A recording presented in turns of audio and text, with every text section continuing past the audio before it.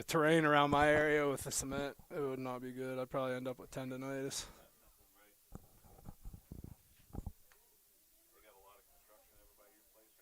No, thankfully. Testing 1, 2, 3.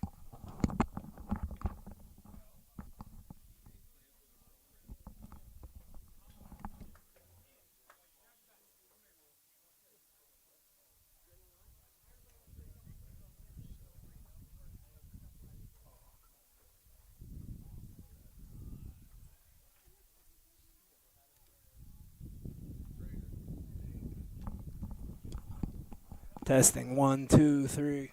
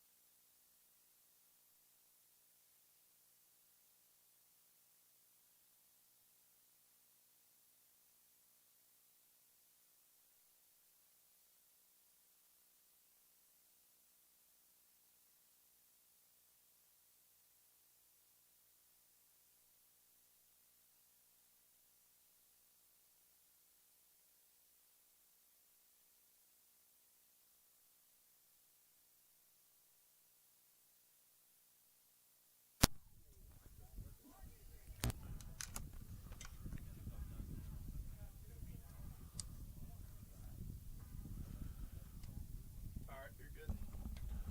Wait, you're good.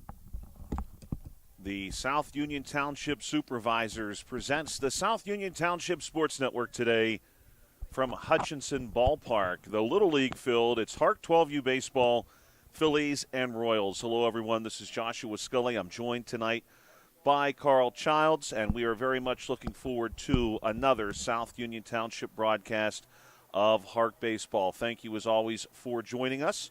And we want to thank those who have made this broadcast possible. South Union Township Sports Network coverage is a joint cooperative venture with Township Supervisors Bob Schiffbauer, Rick Vernon, and Jason Scott, along with Armstrong and Breezeline Cable, and our friends at CUTV, including Gary Smith.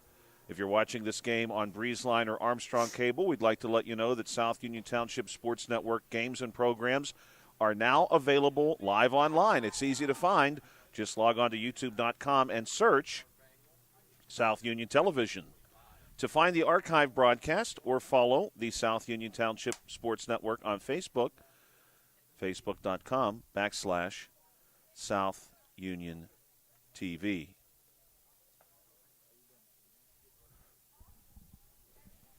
Royals and Phillies about to go to battle on a warm Thursday evening. Thursday, June 4th, 2026. The Royals today, dressed in white, blue trim, and number. They will be treated as your home team as we prepare to begin the first inning. Pitching for the Royals today will be Garrett Holt. Holt's a right-handed pitcher, wears number 6 for the Royals.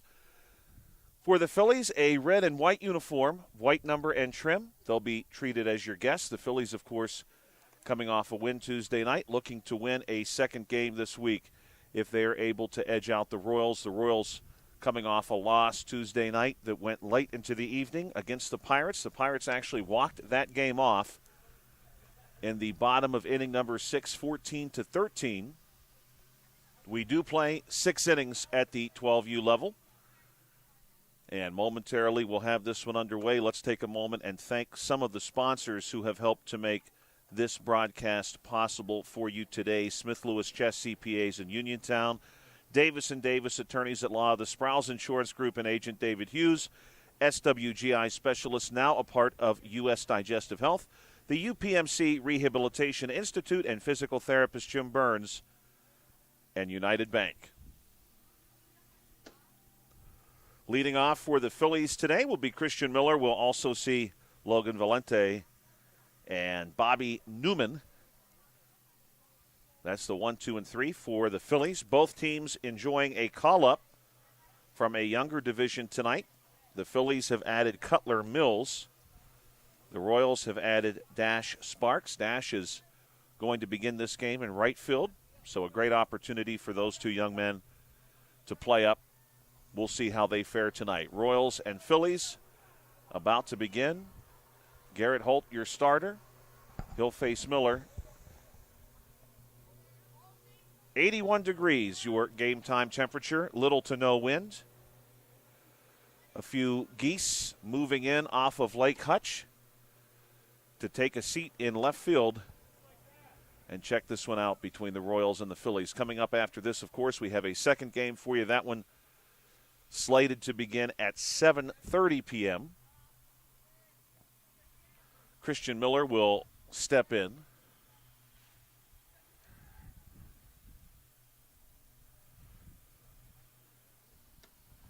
And this first pitch from Holt is inside, ball 1. We had a bit of a breeze here Tuesday night. Nothing quite like that yet. The 0-1 pitch from Holt. He'll come set. Now here's the kick, and this one is going to be smashed into the ground, played at third. Miller, who is quick, down the line, and that's going to be a leadoff single for Christian Miller.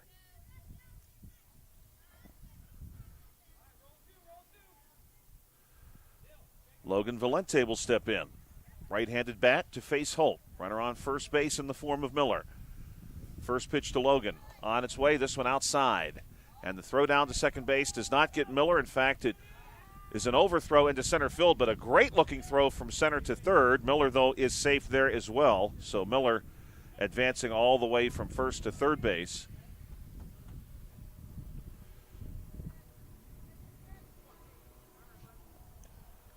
Now Valente with a chance to drive in a run. A Philly in scoring position. Here's Holt. 1-0 pitch coming. This one's high in the zone, 2-0. Carl, great to be with you on a very warm Thursday evening. This day, probably the warmest day of the week so far. Maybe the warmest day we've had in a while. Likewise, Josh. It's been about a week, I'd say. Probably at least, I would think. We were out here, one time last week? Maybe we did T-ball or... Yeah, the last 2 times we come out here is a little bit chilly. Much nicer day today for baseball. Yeah.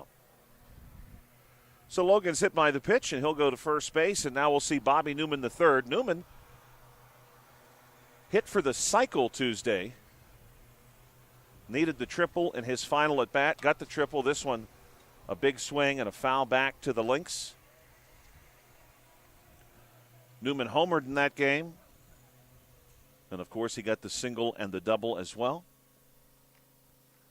Drove in quite a few runs. Phillies enjoyed an easy 15-2 victory against the Yankees. This one is hit foul. And this one is going to land in the neighbor's yard. And Mrs. Newman very quickly is going to recover that baseball for us because the neighbor is in the process of cutting her lawn. And we'd hate to see a baseball run over, that's for sure. Won't be the first time, won't be the last. Next one on the way to Holt, down low. Valente will slip up to second base. So now 2 Phillies in scoring position, nobody out. Tuesday was not the first time we saw Newman hit for the cycle either. We saw him do that last year as well. Pitch on the way to Newman. This one he's going to go down and get, and he drops it into right center, and that's going to score a pair quite easily. Newman now is going to be trapped between first and second. We'll see how the Royals handle this, and they will just shoo him back to first base. So it's a 2 RBI single and a 2-0 ball game.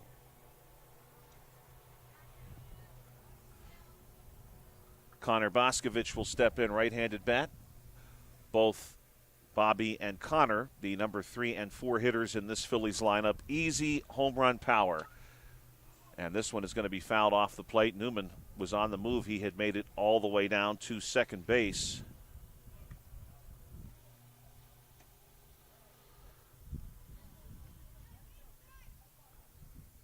Following this half inning, we'll have your South Union Township weather forecast. I think most of you will be quite pleased with it. Pitch on the way from Holt. This one down low, and Newman is going to walk to second base there. So now he's in scoring position. Gavin Brashear on deck. He'll be followed by Noah Hartline. Hartline right now in the hole. Holt has one eye on Newman. Pitch is going to miss to Boscovich.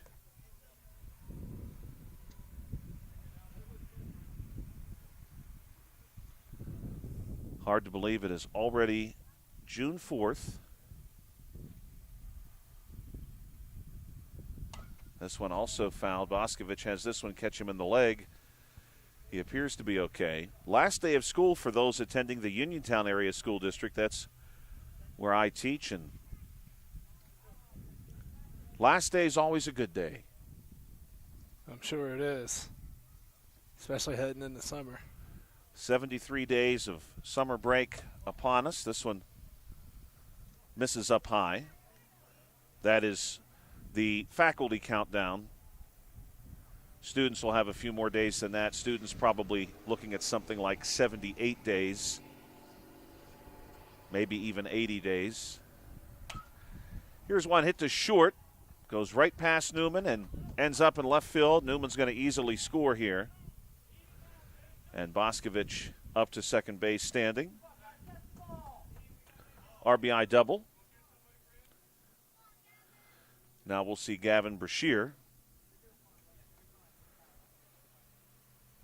This Phillies team, of course, quite a few of these Phillies strong on the mound. The Phillies used several different pitchers Tuesday night. I suspect we may see something akin to that again tonight. This one's going to miss outside. And Carl, not only were these Phillies able to send several different pitchers to the mound, and those pitchers generally were successful against the Yankees. Next pitch from Holt. This one is going to be popped up to Holt. He'll give it the glove, and there's one down. But the Philly pitchers combined to strike out 15 Yankees in a 6-inning game. That's impressive. Where there's only 18 possible outs. How many kids pitched? I believe they used 5 different pitchers. Very impressive. Next batter up, Noah Hartline. He'll watch one go outside. Runner in scoring position for the Phillies. They lead early, 3-0.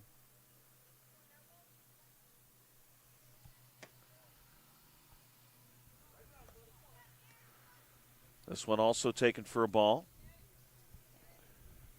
You can score up to 5 runs per inning in innings 1 through 5. This one also inside, a friendly count to Hartline.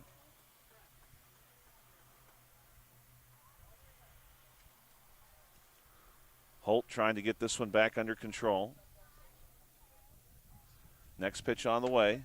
That one's in for a strike. Catches the outside edge of the plate.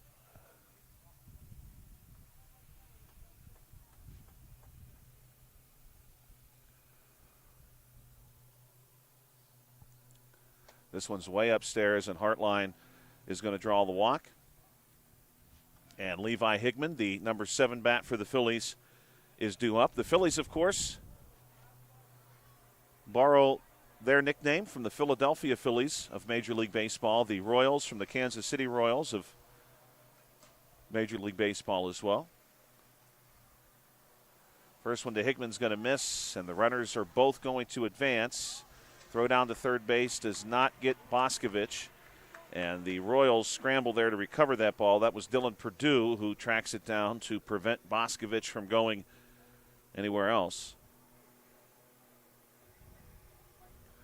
If these two Phillies were to score, that would represent the maximum number of runs possible in inning number 1. Swinging strike here for Higman. He'll be followed by Simon Zyla and Cutler Mills. Cutler, the call-up for the Phillies tonight. This one also in for a strike.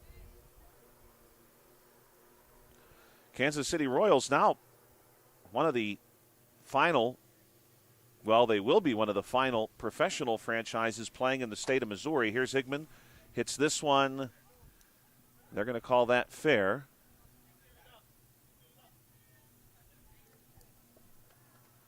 And Higman's out at first base, but a run does score.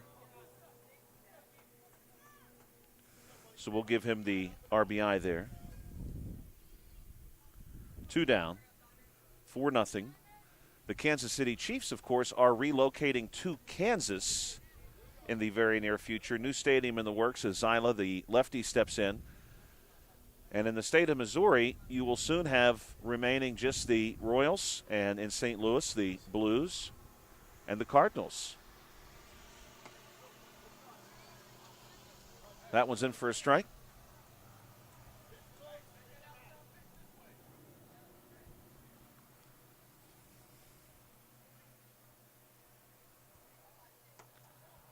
This one goes outside. Zyla to be followed by Cutler Mills if needed. If Zyla is able to drive in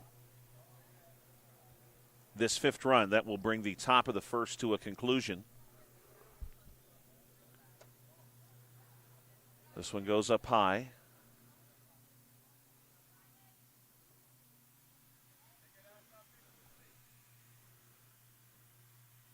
Holt will come set. Takes a look at the runner. Will Dill. Zyla swings through this one. He's down on strikes. And so 4-0 will be our score after 1/2 inning. Let's talk now South Union Township Sports Network weather forecast coming up as we are now a few days into the month of June. Let's see what we have on tap. Tomorrow, partly cloudy skies, a high of 85, a low of 66. Saturday, more clouds than sun, but no rain expected, high of 82. Sunday, a chance for rain, especially in the morning, high of 83. Monday and Tuesday, both beautiful days, a mix of clouds and sun, 86 and 85. After that, we do move into a stretch of potential rain on the 10th and 11th. But that being said, the next 5 days, generally speaking, look very nice. And probably for the 10th and 11th, a Wednesday and Thursday of next week, if we get any rain, it will probably be of the scattered variety.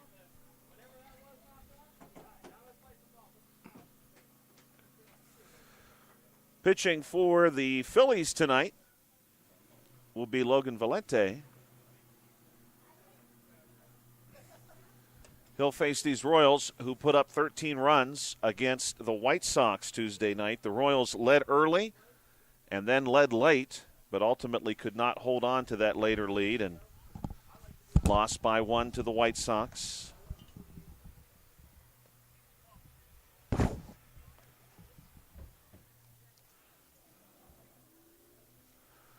The last time I used this score pad that I have tonight, I was apparently doing college softball some time ago. Salem University and Penn State Montalto, and looking at this, I'm going to take a guess and say that Salem University won quite easily.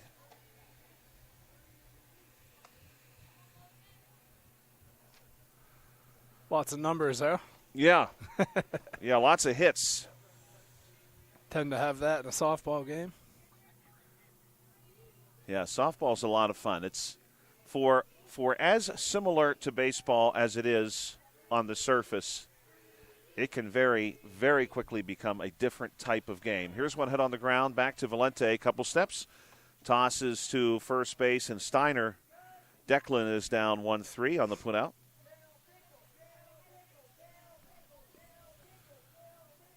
And this is going to be Dylan Perdue, the third baseman for the Royals. Joshua Scully and Carl Childs here with you tonight. Live from the Little League field. This one swung on and missed, 0-1. Quite a bit of action at Hutchinson tonight. There's a baseball game happening over at Mulholland Field that has drawn quite a crowd on the opposite side of the complex. This one's in for a strike. Perdue shakes his head and steps away. That pitch had the look of a changeup. Different speed there.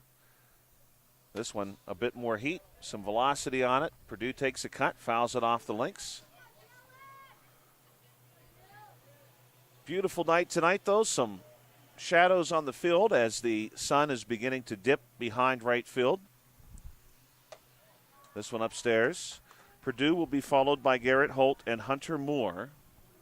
One down here, 4-0 in favor of the Phillies. This one hit on the ground. It's a roller to short. Going to be played here. Throw is. Carl, that was just out of my fielded vision. Did they get him? Yeah, I believe they called him out. I just don't see where he went. I didn't see where he went either. But 6-3 on the putout, nevertheless. Yeah, they called him out. He's hanging out behind the first base coach. Garrett Holt, Royals starting pitcher tonight, batting third in the order. This one's going to miss. 2 down so far.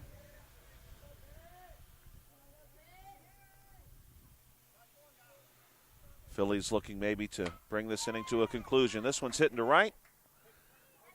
And that one's going to get down for a hit, and Holt will be on first base. Good contact there. Some opposite field work for Garrett Holt.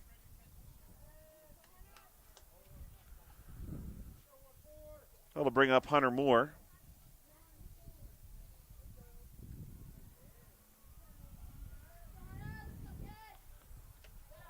First pitch to Moore will skip over the plate.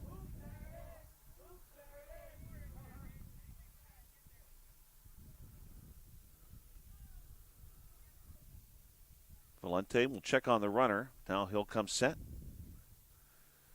This one is going to be hit foul and straight up over top of the field to Valente, who nearly gets it. Now he's going to fire it down to Newman to second base, and Holt was stuck in a difficult situation there. Not a whole lot you could do, I suppose. You may say run on anything, but my natural reaction to that, too, would have been probably to want to linger near first base just out of habit. So a pop-out's going to end the first inning. And we're ready for inning number 2 now on the South Union Township Sports Network.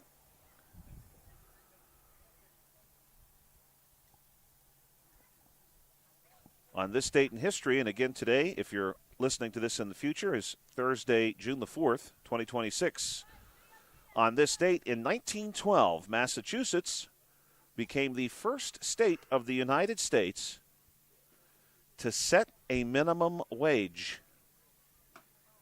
Also today in 1919, the U.S. Congress approved the 19th Amendment to the United States Constitution, which guaranteed women the right to vote.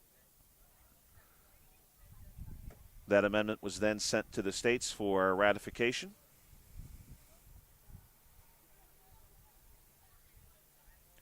Also today in 1940, for anyone who is a fan of World War II history, the Dunkirk evacuation ended today. The British Armed Forces completed the evacuation of 338,000 troops from France to rally the morale of the country. This, of course, being Great Britain. Winston Churchill delivered his famous "We shall fight on the beaches" speech. Of course, at that point, I'm sure many people in Britain were concerned that the Germans may be planning something akin to what eventually happened with the D-Day invasion a few years later. The Nazis had seriously kicked the tires on an amphibious assault of Great Britain.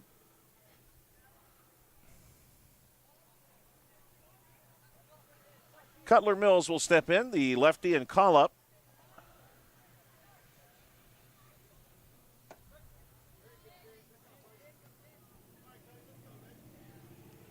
Mills will face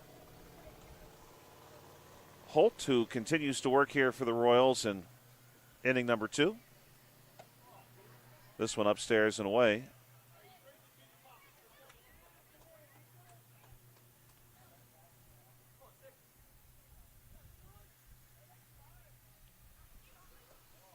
This one hits the plate and rolls behind the catcher.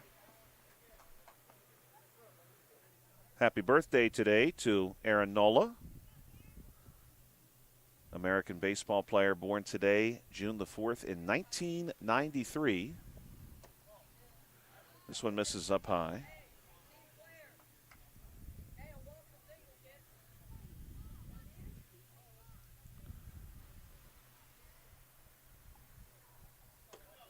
And there's a walk for Cutler Mills here in inning number 2, so the Phillies have a base runner to begin the inning. And we go back to the top of the order now with Miller.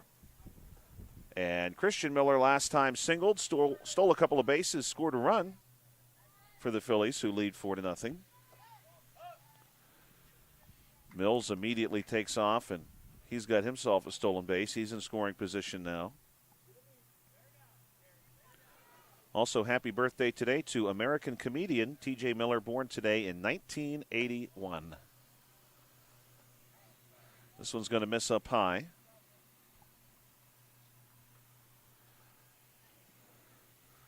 We have a good trivia question coming up for Carl. Oh, yeah. Always look forward to the trivia with you. Yeah, this is more of a pop culture trivia question. As I'm looking at some people who were born today, I've got a good one for you. We're going to have Carl guess this person's age. Here's this one, hit on the ground hard and into right center. That one really had some wheels on it. Mills is going to come around to score 5-0. Good piece of contact there by Miller.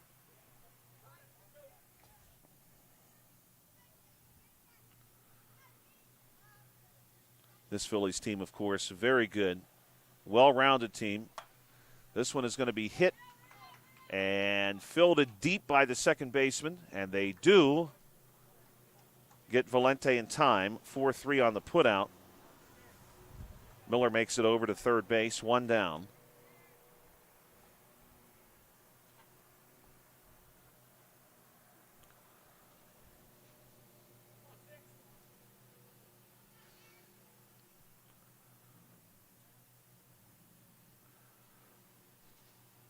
Holt offers one to Newman. This one nearly hits Newman. Newman singled the first time through. Drove in a couple of RBIs, stole a base, scored a run. Now the Royals would like to talk to Holt. So we'll start to set up Carl's trivia question. We'll give him the exact details on the break. But Carl, this person who is celebrating a birthday today is famous from the world of entertainment, and famously, not long ago, famously visited Fayette County. Ah, interesting. This one is going to be hit, oh my, towards some vehicles, toward a lawnmower, and now harmlessly into some tall grass in foul territory. Yeah, this person famously came to Fayette County several years ago to visit Falling Water. Some people feeding the geese in Lake Hutch.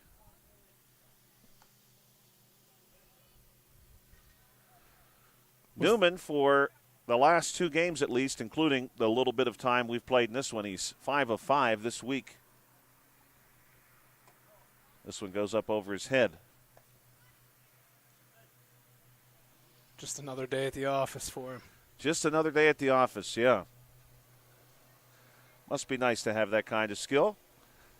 Holt's pitch. This one's hit hard on the ground into left. And we're going to see a run score, and Newman is into first base. So another RBI for him. That's 3 today. And a 6-0 ball game.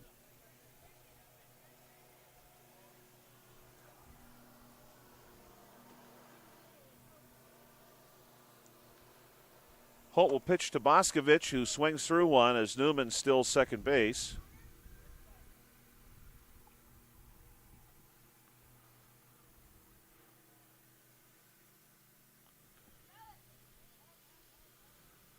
Newman now is going to just get on the move right away to third and essentially uncontested reach third base.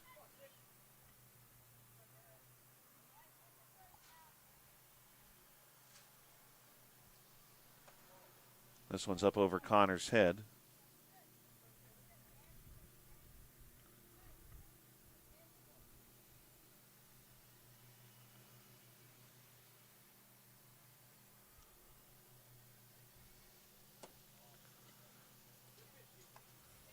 Next one is outside.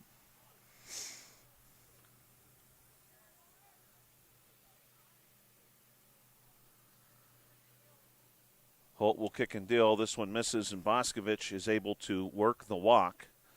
So the Phillies will have runners on the corners now. Gavin Brashear, who popped up the last time through, right-handed bat, he'll step in.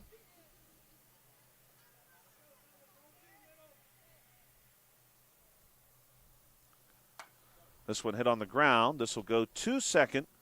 Flip on to first base in time. 4-3 on the putout.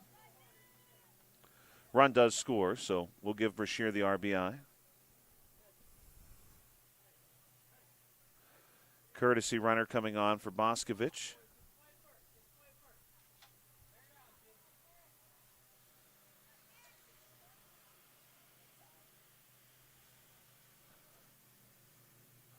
Score is now 7-0. Carl, is that what you have? Yes, I do have 7-0. Noah Hartline will step in. Phillies were able to score 4 runs in the first inning. They're good right now for 3 in inning number 2. Hartline will chase this one up high. 2:12 down the line here at the Little League field. 2:30, the deepest part of the ballpark. This one skips in, misses outside. Connor Boscovich, of course, Tuesday night hit a laser beam that struck the 2:30 sign. Struck it so hard, as a matter of fact, that we thought initially it had actually struck a vehicle behind the sign.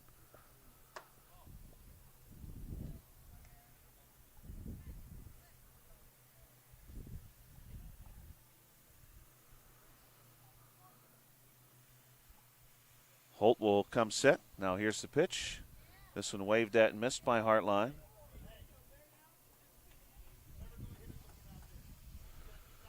We want to thank our umpires tonight who are working in a, I'm sure, hot environment for them, especially with the extra gear. Hartline chases this one upstairs. He's down on strikes. And that will be the third out. 1.5 on the book, 7-0 your score. So, Carl, today is the birthday of American actress Angelina Jolie. How old do you think Angelina Jolie is? That's a tough one. I would not have been anywhere near close. 40. She might even be in her 50s. Let me think about this for a second. Sure, you take your time. Also, happy birthday today to American actor Keith David. Now, Keith has enjoyed a really impressive body of work over his career, and you probably know him from his work in film or television. To hear his voice is very recognizable. But I remember him the best from one of my favorite films from the 1980s, The Thing. Sci-fi horror film starring Kurt Russell and Keith David. Kurt Russell, of course, was really in the prime of his success at that time. This would have been early to mid-'80s on the release date. And, of course, that film was a remake of an earlier film of the same name. The original film had been black and white. Really, really good movie if you've not seen it. But, of course, you have to be of age. That film is rated R. So if you're a younger person listening to this, please do not watch that movie until you are much, much older.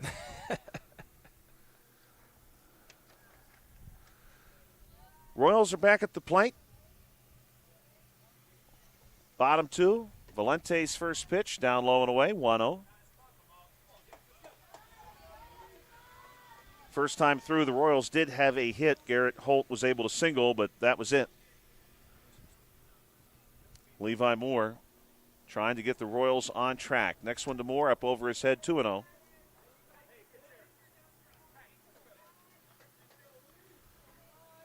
I have a guess for Angelina Jolie's age. Okay, I'm ready to hear it. I'm going to take an educated guess, and I'm going to assume that she's in her mid-50s, so I'm going to say 54. This one, Carl, I may need your help with. He's out. The runner is out. Could not quite see that when the umpire, I was relying on the umpire prior to this. When there's a runner on first, he relocates himself to second base, and right now he's over at first, so I could not see him. Carl, that's a really, really good guess. Your guess is much closer than mine would have been. I would have guessed, for some reason, far too old. Angelina Jolie is, in fact, just 51 years old. Okay. Caden Rosner swings at this one and misses. For some reason, I just felt like maybe she was close to 60, but please don't tell her I said that. When you told me that, you had me thinking that maybe she was a little older than I was thinking. But I was comfortable with that guess. Yeah, that was a good guess. Born today in 1975. This one's downstairs. Caden Rosner to be followed by Lincoln Cleland and Ian Coldren. You interested in how I come up with that? Yeah, tell me. So she was married to Brad Pitt at one point. Right. And she actually visited Fayette County with Brad Pitt. They were together. Oh, how about that? Yeah, it was pretty cool. Well, I assume that Brad Pitt and Leonardo DiCaprio are about the same age. So I was thinking Titanic, early 90s. Leo DiCaprio, probably in his late teens. I actually went with 20s because I was trying to do the math in my head, which I'm not good at. And that's how I come up with my guess. Yeah, not bad. Leo's done a lot of work. So has Brad Pitt, for that matter. They've both enjoyed some really impressive careers. Yeah, Brad Pitt and Angelina Jolie, they came to see Falling Water many years ago. I remember locally that was a big deal. Rosner is down on strikes. And now we'll see Lincoln, the backstop for the Royals. Lincoln has some pop, that's for sure. We saw some of that Tuesday night.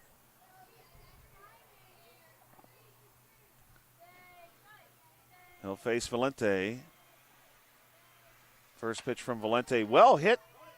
Knocked down at third base, but I think Clellan's going to leg this out. And he does. We'll give him an infield single there. Nice hit. Nice hard hit. Nice defense. Good stop by the third baseman. Yeah, that was a good stop.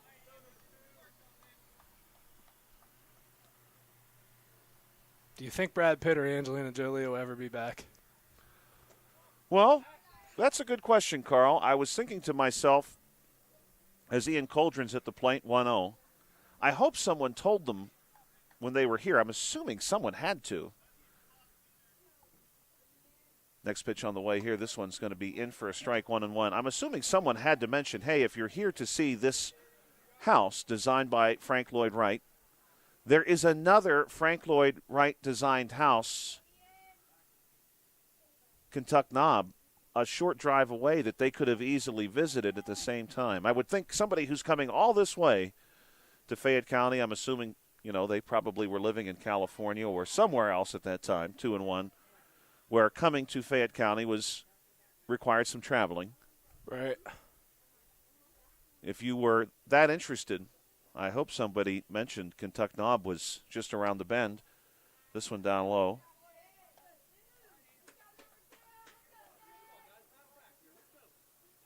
Definitely interesting that Fayette County has both of those homes within its borders. This one's going to miss down low. That's a walk. Coldren on base. The Royals now with runners on first and second. Dash Sparks will step in. Royals under the direction of Jason Rosner. First one in for a strike, 0-1. He's assisted by Michael Steiner and Eric Moore. Sponsor for the Royals, Beaver Creek Anglers.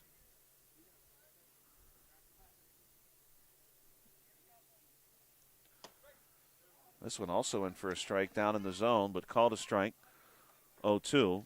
Phillies are sponsored by Jason Scott, South Union Township Supervisor. They're coached by Robert Newman Jr., and he's assisted by Chris Miller. This one outside, 1-2.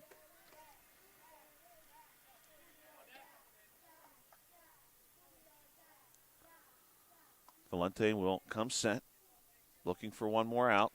This one's hit on the ground. Will be a tough play, and the out is made. They're able to tag Lincoln as he runs to third base. Oh, he's calling him safe. No. They will change the call here, and we'll give Sparks a single. And everybody's safe.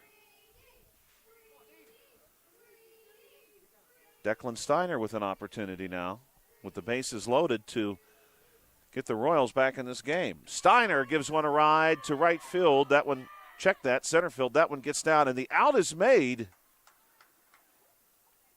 Wow. The out's going to be made at second base. Fielder's choice. Tough break.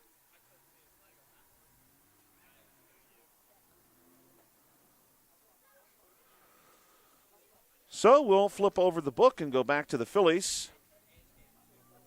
Inning number 3. Phillies lead 7-0.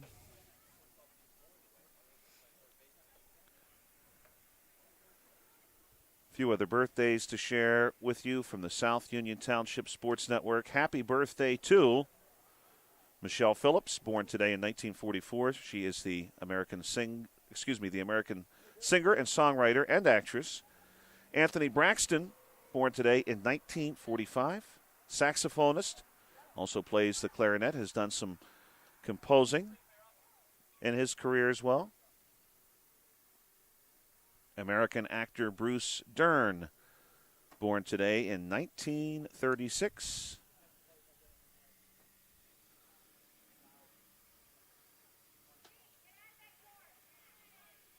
quite a few individuals from the world of entertainment share this as their birthday.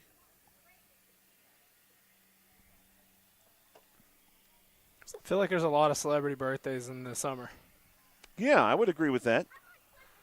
I read somewhere, I wish I could remember where because I would like to get a copy of the list, but I read somewhere I'm sure we could find it online, the most common birthdays for Americans, and the top 10 were almost all in September, which I found to be interesting. My wife is born in September, so that would suggest, at least in the United States, the odds are greatest that you were born in that month. Also, happy birthday today to Dennis Weaver. Dennis unfortunately passed away in 2006, the American actor and director. Dennis Weaver, well known for some roles early in his career on the Western television program Gunsmoke. Also appeared on The Twilight Zone. Actually, he appeared in my favorite episode of The Twilight Zone.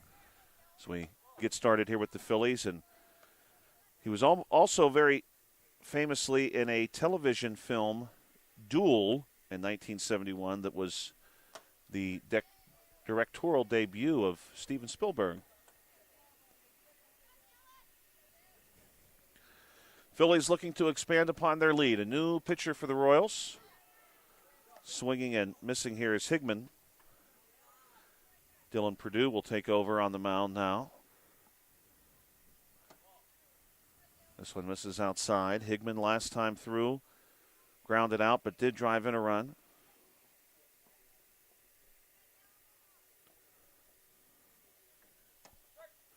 This is in for a called third strike, and Higman is down on strikes.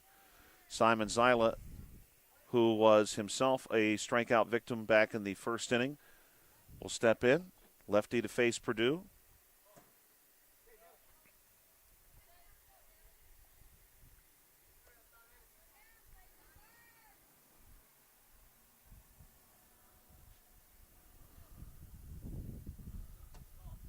This one misses up high. Zyla will be followed by Cutler Mills, who walked the first time through this Phillies lineup. He also stole a base and scored a run.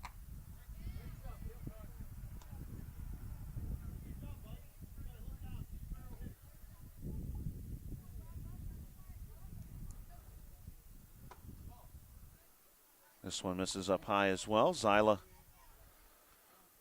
looking for an opportunity to reach base for the first time this evening.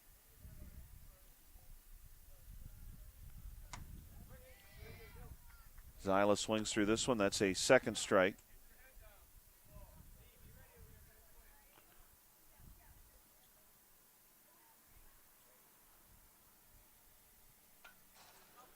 This one is fouled back, so Zyla continuing to battle. Quite a few home runs hit in that Phillies-Yankees game Tuesday night. Yankees hit a couple. That's how they were able to get onto the scoreboard. And this is going to be a strikeout. 2 down for the Phillies here, top 3. Cutler Mills will step in. Pitch on the way from Perdue. This one is up high for ball 1, 1-0.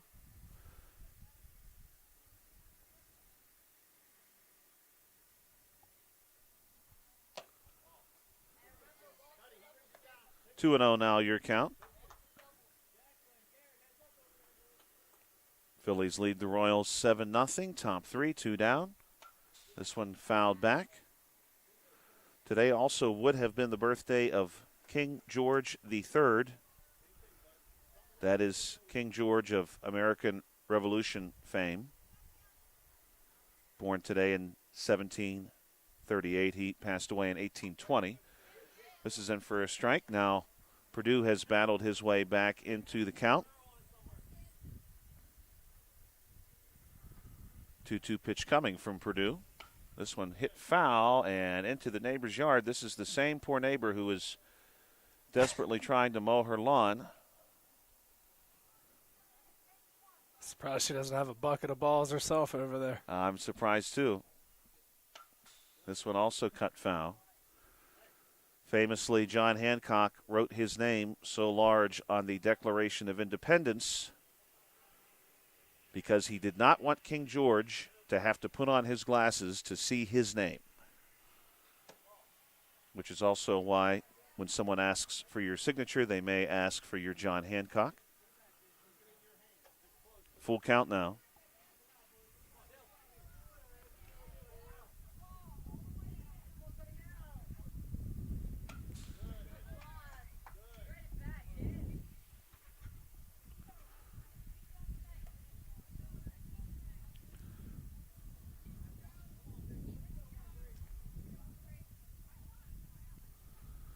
Slight breeze picking up now. This one is in for a strike, and Purdue strikes out the side. Yeah, that's impressive.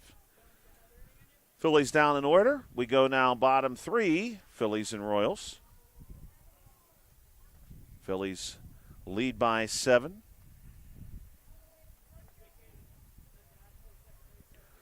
Take a look at some other events that happened on this date, June the 4th, in history. We'll take a look here at several different topics, although a few that I looked at earlier were distinctly related to American history. We're going to get a few, too, that are also outside of that realm.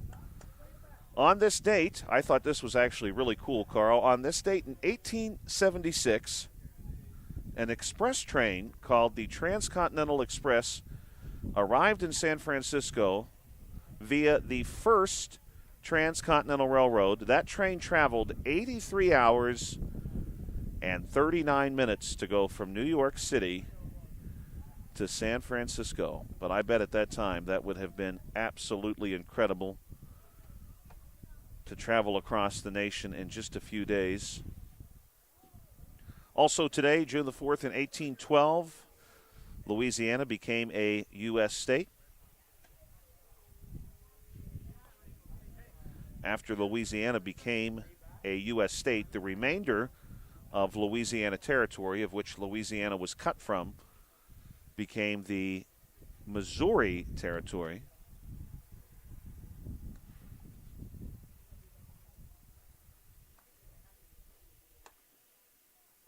Much simpler times. Oh, yes. Could you imagine having the time to go across the country on a train in 3 months?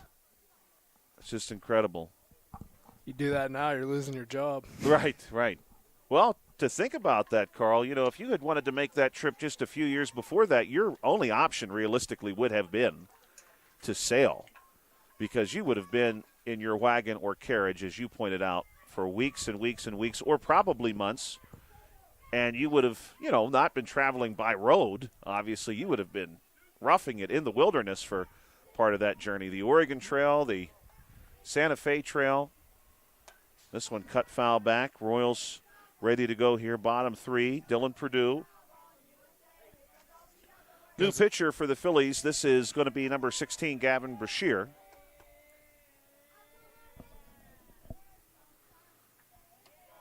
This one misses down low.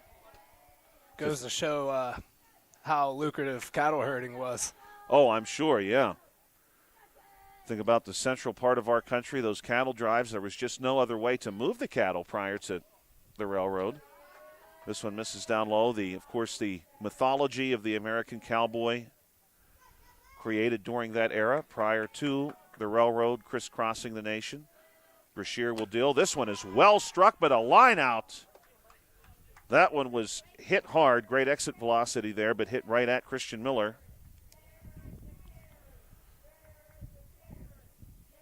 So Garrett Holt will step in. Also today in 1561, June 4, 1561, the steeple of St. Paul's, the medieval cathedral in London. This one is going to be popped up. Newman ranges over, and he'll make the catch at the keystone. Pop out. The steeple was destroyed by fire caused by lightning, was never rebuilt. So St. Paul's today, of course, really by, let's say, American standards, even though this cathedral is in London, by American standards, that building would be considered ancient. The Steeple lost in 1561. This one is going to miss. Ball 1-0, of course, in the United States. If you've got a building that is approaching, 300 or 400 years old, we look at that as, one of the oldest structures you're going to find. This one misses inside.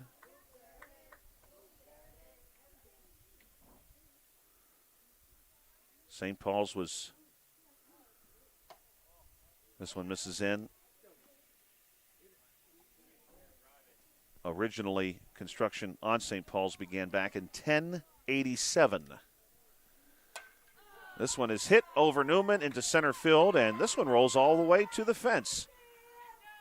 Good piece of hitting here for Moore, but he's going to be tagged out. Coming into second base, good relay work there by the Phillies to get that ball in. We'll give Moore the single, but then he's out at second. Both teams down in order in the third inning, and now we're ready for inning number 4, scheduled to play 6 innings here on the South Union Township Sports Network. Let's thank again our sponsors for their generosity and support.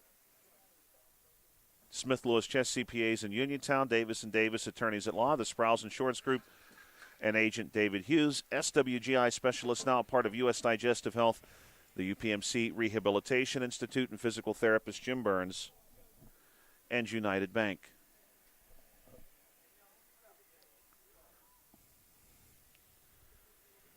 I've got one more good one for you, Carl, as far as on this date in history is concerned. We'll save a few for our second game, but this one I thought was neat, although it does not take place locally. It involves the Marquis de Lafayette, for whom our county is named. On this date, June 4th, in 1825, General Lafayette, who had returned to visit the United States, spoke at what would become Lafayette Square in Buffalo, New York. He had gone on a tour, of course, of the country that he helped to bring into creation. This was later in the Marquis' life, of course, and he did visit Uniontown, passed through Fayette County. Had a chance to see many of the places in the United States that bear his name now.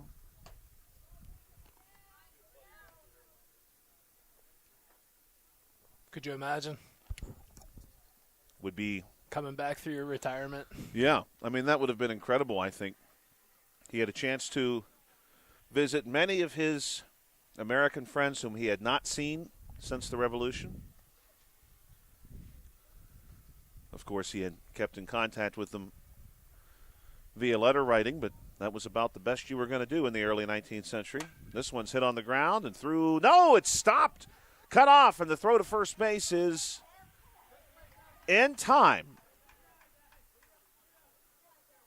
They're calling him safe. They're calling him safe. My goodness, I thought they had him. That was for the Royals, Dash Sparks, who threw himself onto the ground, stopped that ball, and nearly threw the base runner out from the ground. Now this time he will do the feat, and Valente is out. 4-3 on the putout. Miller makes it down to second base. We'll give him the single. And now we'll see Bobby Newman. Bobby tonight, a couple of singles, 2 for 2. 3 RBI, 3 stolen bases, 2 runs. Purdue will turn and check on Miller. Miller 3 for 3 tonight, as a matter of fact.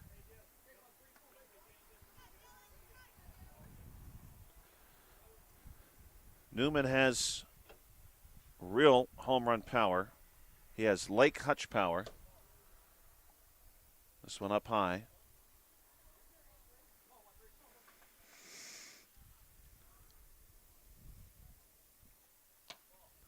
This one also misses.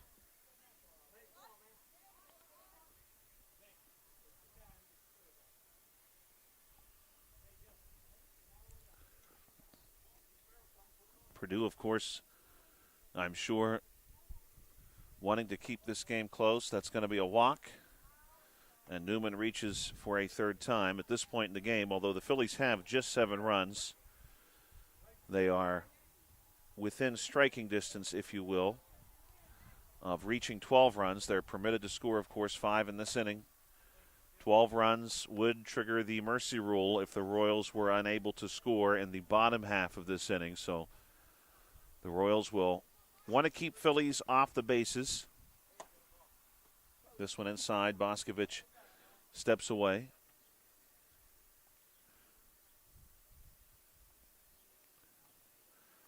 Purdue will come set. Here's the pitch. This one is in for a strike.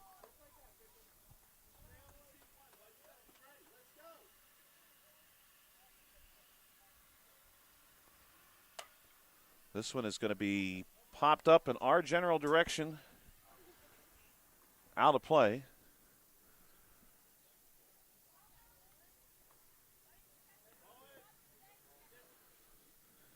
Needless to say, Carl, anytime a pop-up comes this way, I can't say I'm especially excited. As cool as it would be for me to try to show off and make a catch, I've got very little space to work with, and it's a long fall off the press box. Here's a double still by the Phillies. Miller in at third, Newman up to second base.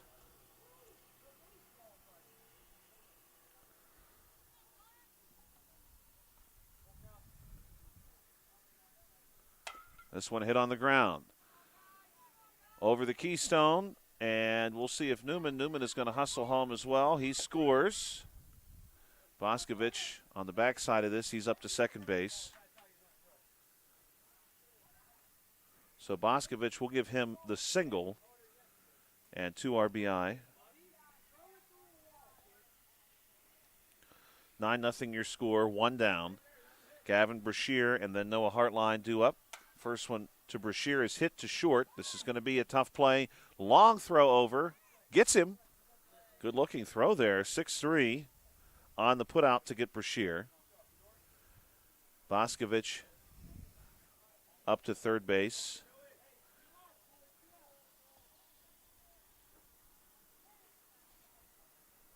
Noah Hartline, if he's able to reach, we'll see Higman. Higman's on deck. This one's fouled back by Hartline.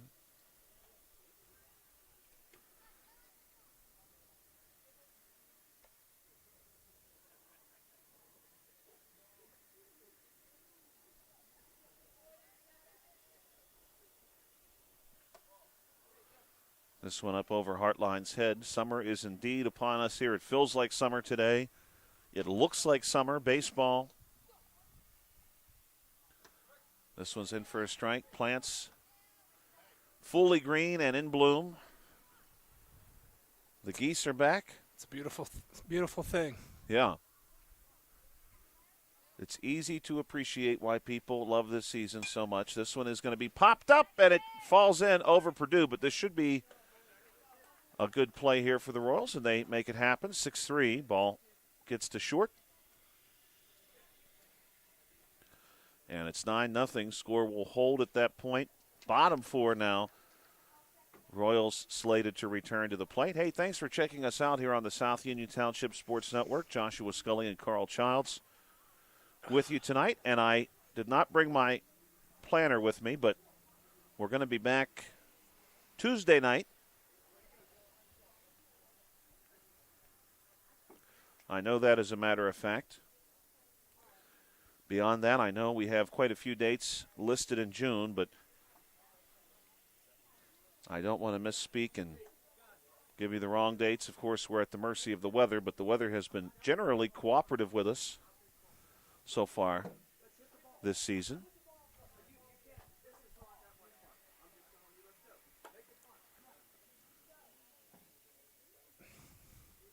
Would this help? He has a PDF file up over here. It says Yeah, Little Carl, League. tell me, does it say what's happening on June the 9th? Is there anything listed for the 9th? Well, that would be a Tuesday, I believe.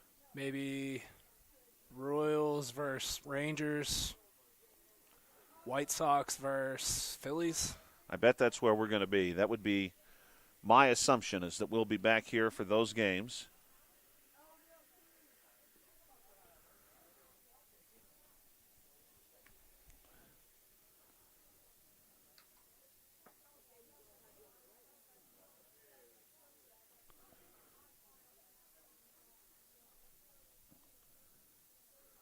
Phillies are going to continue to go with number 16, Gavin Brashear.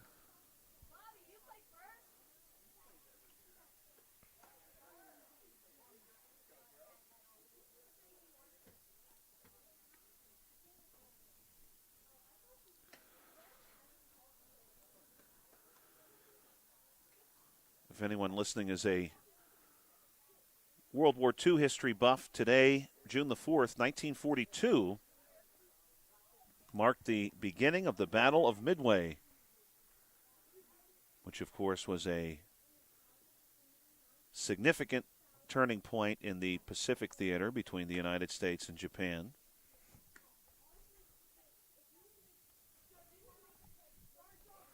Also today in 1943 marks the anniversary of a military-backed revolution in Argentina that overthrew Ramon Castillo.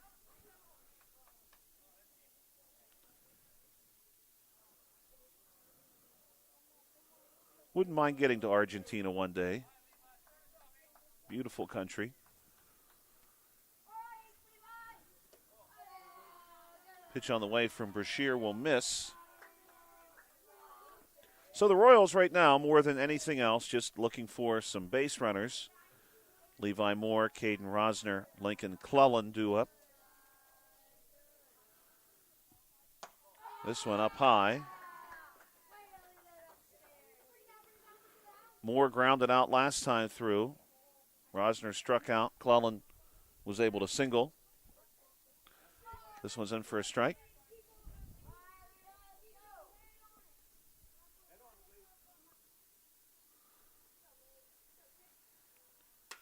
This one's hit foul back, so that'll be strike number 2.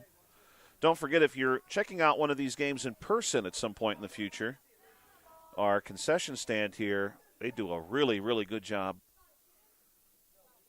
Plenty of offerings. They do cash, and they'll take your bank card now, too.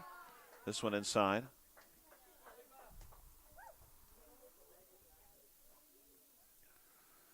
Brashear. This one is going to be hit foul over my head, thankfully.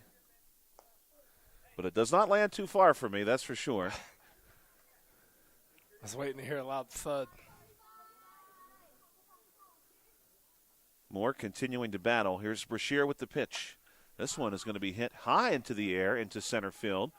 And it drops in for a hit. And Moore is hustling now to second, and he's in ahead of the tag. And we're going to give Levi Moore the double.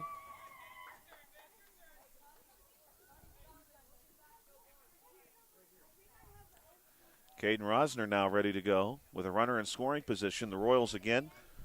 Doesn't have to happen all at once, but Rosner wants it all at once. This one to left. Well hit, but a fly out.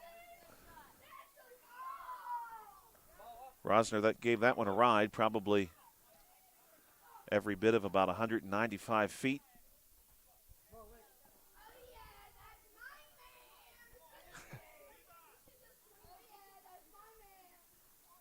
One down for Lincoln Clelland. This is in for a strike.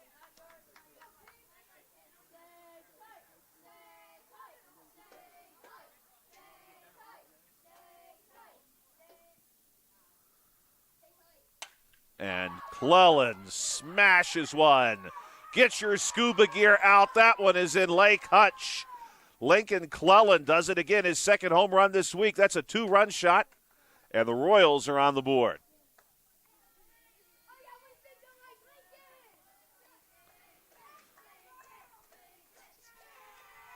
Carl, that ball was crushed. Sure was. It was a nice hit. I think there's a few geese that are heading in that direction, maybe to check that ball out and see if they can't recover it for us. That or they're scurrying away because they don't know what just happened. Right. Yeah, that ball came on them very, very quickly. First home run of the contest. That one's going to miss away. 1-0 count now to Ian Coldren. He'll be followed by Sparks. Here's one. That's a fair ball hit down the left field line. The Royals piecing something together here. We'll give Coldren the single. Good-looking hit.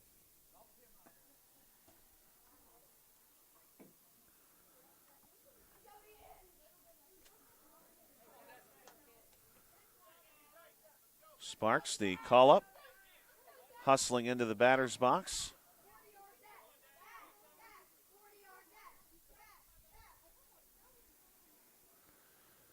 Brashear will come set after checking on the runner. First one is going to miss down low.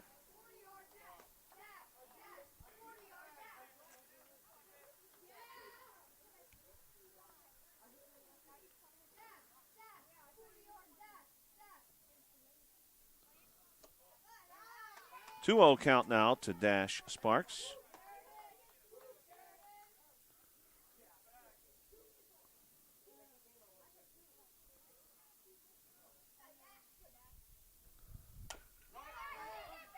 This one skips over Brashear's head, and the throw is not going to be in time. Safe is the call. And we'll give Sparks the single there. That play was close. And Coach Newman wants to come out and discuss.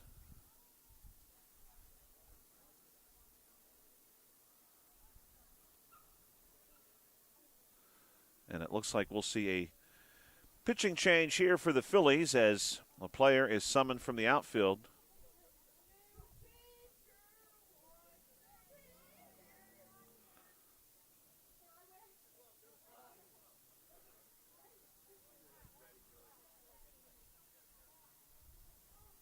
So the Phillies will shuffle their lineup around as the Royals have struck for 2 runs and have got a couple others aboard. For the Phillies, we're going to see number 30, Levi Higman. Carl, here's a great on this date in history, which I just found. I did not originally have this. On this day, June 4th, in 1977, the VHS videotape was debuted at the Consumer Electronics Show in Chicago. It would eventually, of course, become the premier format in the home video medium, prevailing over the Betamax system, which was introduced by Sony. So the VHS tape, 1977. Owned quite a few VHS tapes in my day when I was a kid. Yeah, likewise. Before DVD, that was really the only way to have it. Really, Carl, think about this. How many people, thinking about these players, all of these players are almost certainly too young to have the experience of going into a movie video store and renting a movie. Yeah. You just do that on your TV now. You don't have to go to Hollywood Video or Blockbuster. Right. It's a lost art. Higman ready to go. This one's going to miss for ball 1, 1-0. I can remember Carl going to Hollywood Video in Uniontown.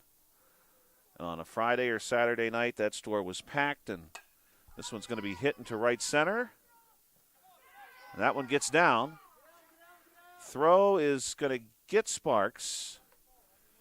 That's a tough play. Sparks, of course, had to hold to see what would happen. Fielder's choice. I also remember Hollywood Video.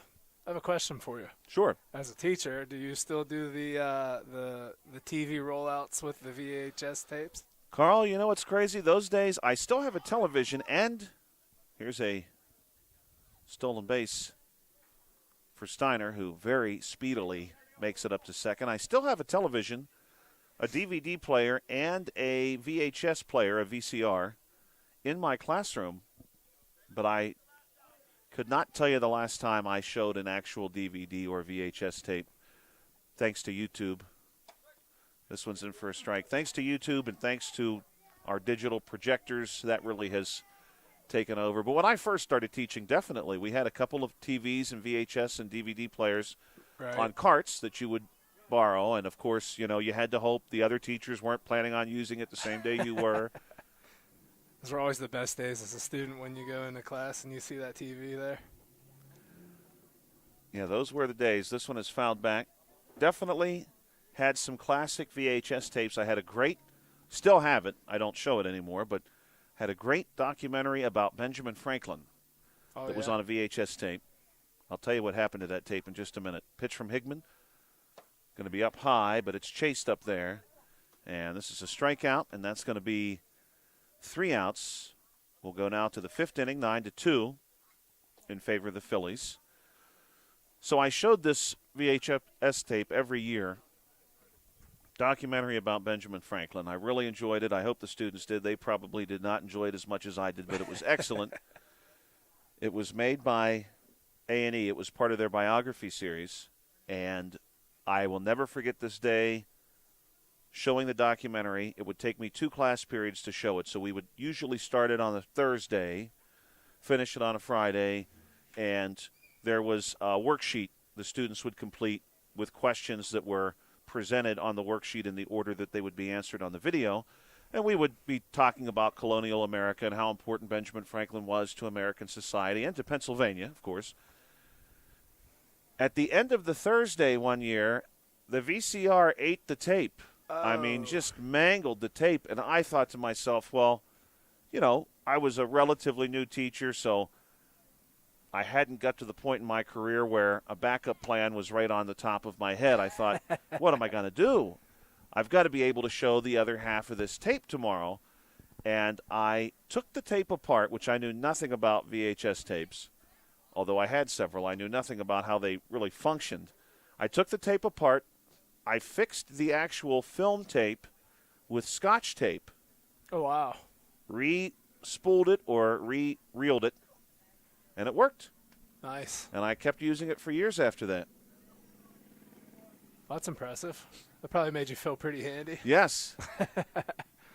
It did. That was a good day for me. I took some video classes in college, and we were taught at one point I had to learn about how video came to be and TV came to be, and we were informed and educated that at one point when they edited videos, they would cut the film where they wanted their edits, and then they would stick it together and tape physically it back cut together, it, like yeah. you said. They would physically have to cut it, which is crazy to think that, but that's exactly how you did it. The time that would have taken, and if you were that type of person, could you imagine how meticulous some people probably were about exactly where they wanted to cut and how they wanted to cut? I could not imagine, because I would not want to do all that.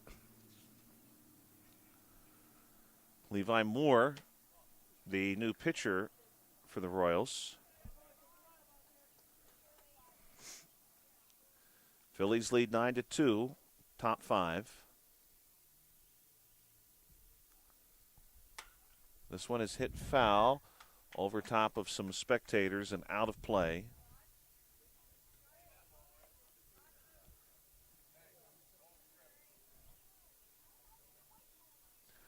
Levi Higman to be followed by Simon Zyla. Tonight, Higman grounded out, drove in a run, struck out, looks at one down low. Game is beginning to get late. Scheduled to play 6, top 5. Pitch from Moore. This one is going to be hit almost certainly foul. Out of play.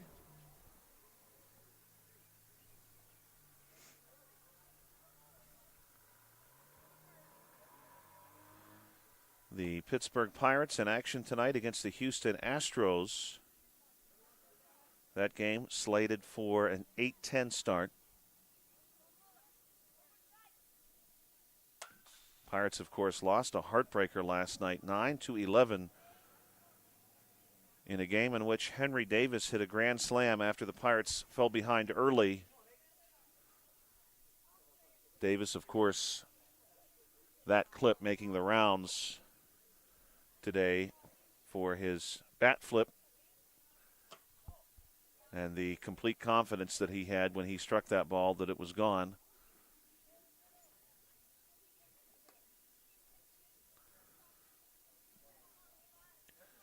Higman trying to find his way onto base. Our second game tonight scheduled for a 7:30 p.m. start. Higman, good-looking contact just over a reaching Sparks. And Higman's got himself a single. Simon Zyla, the lefty, is 0 for 2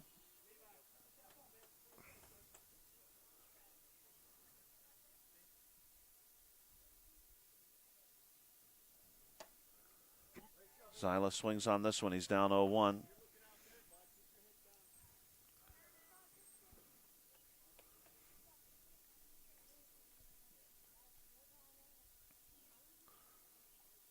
One pitch coming for Moore. This one swung on and missed. 0-2.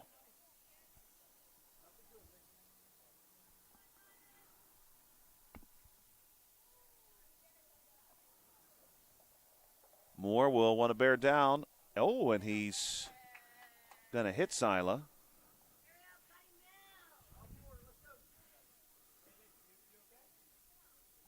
Moore had the 0-2 count. That one just got away from him and strikes Simon Zyla in the back.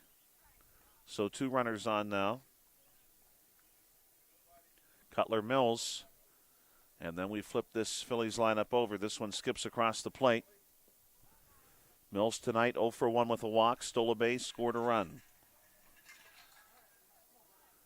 Pittsburgh Steelers, of course, earlier today, extending tight end Darnell Washington, 4 years, $42 million. That was, of course, on the heels of the significant agreement they had put in place with a linebacker earlier this week to the tune of $100 million.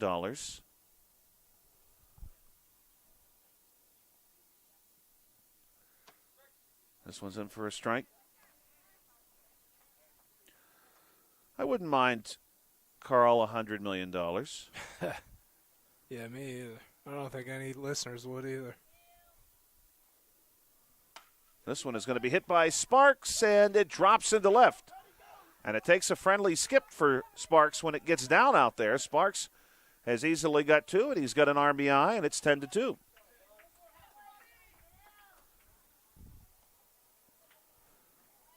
RBI double for the call-up. Excuse me, that was Cutler Mills, my mistake. Getting my call-ups confused there. That was Mills who drops one in. Good-looking hit there for Cutler.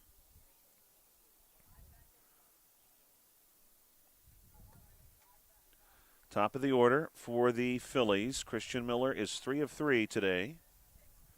All singles. He's stolen 3 bases. Drove in a run. Big cut here.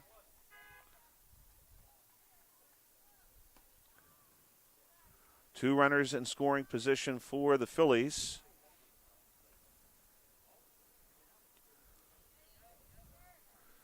Phillies now lead 10-2. Similar type of game to what they played earlier this week against the Yankees, in that the Phillies have controlled throughout. But the Royals, not unlike the Yankees, able to get onto the board thanks to the long ball. They'll check on the runner here at third. Zyla is back in time.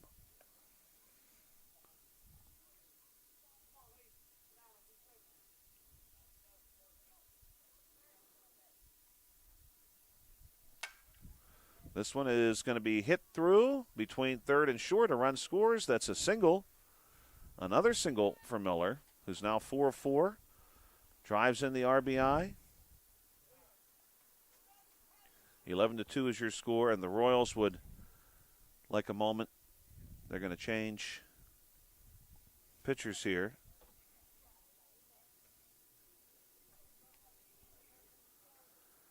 We've got an update coming from our colleague, Bill Dice.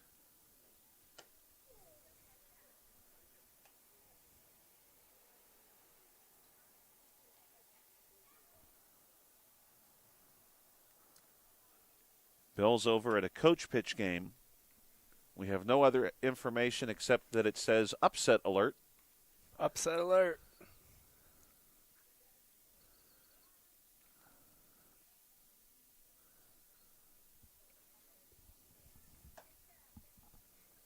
New pitcher for the Royals will be Lincoln Cleland. Lincoln homered earlier today, responsible for both of the RBIs that the Royals have today.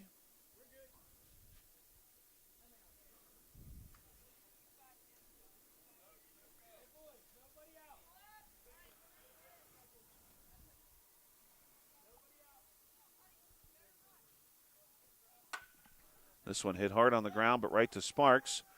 Sparks is going to flip to first, and he is able to retire Valente 4-3. RBI for Valente, though, as a run did score. 12-2. Miller moves up to second base, and now we'll see Bobby Newman.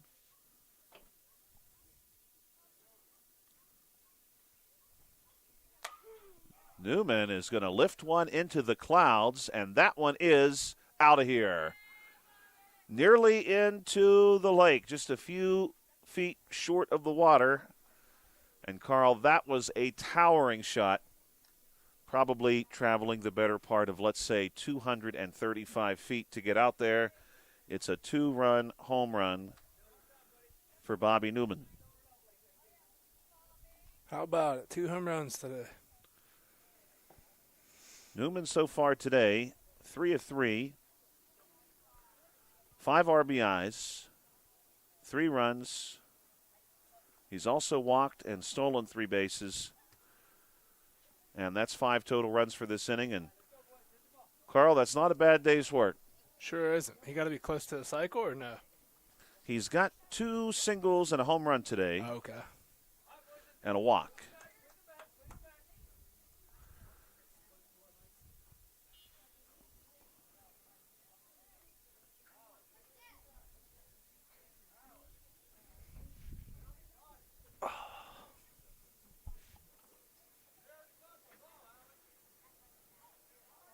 Thank you, as always, for checking us out on the South Union Township Sports Network. Joshua Scully, Carl Childs, we're ready to go now. Bottom 5. The Royals will need to put a run on the board to extend this game to the final inning. Second game tonight. Scheduled for a 7:30 p.m. start, but be aware, if the situation permits, they will try to start at 7:15. That is what happened on Tuesday. Take a look at a few more on this date in history events. June the 4th, 1944, the United States Army captures Rome. This was in the later stages of World War II. City of Rome falls to U.S. forces June 4, 1944.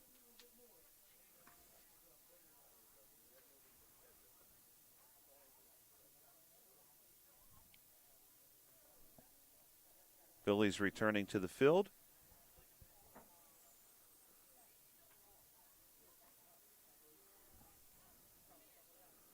Also on this date, although for this one we're going really, really back.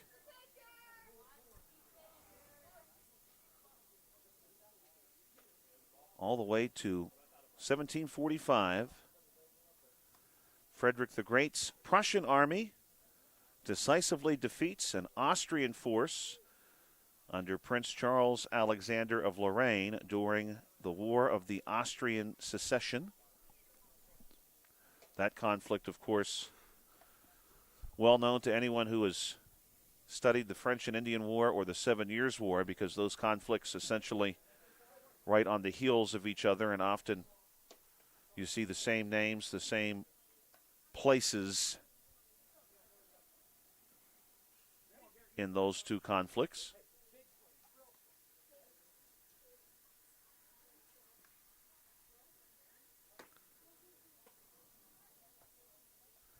Also today, June the 4th in 1792, Captain George Vancouver claims Puget Sound for the Kingdom of Great Britain.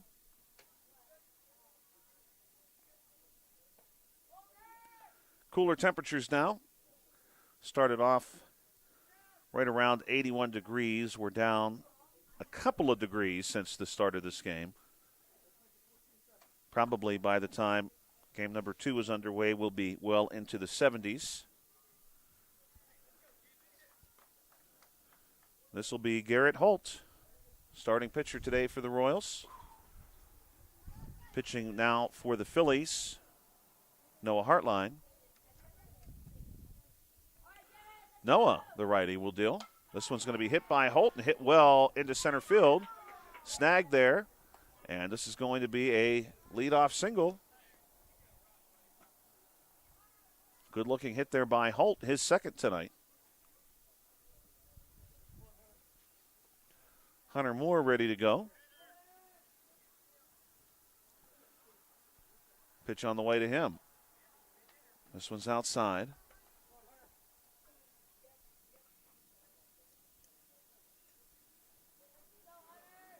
Hunter Moore to be followed by Levi Moore.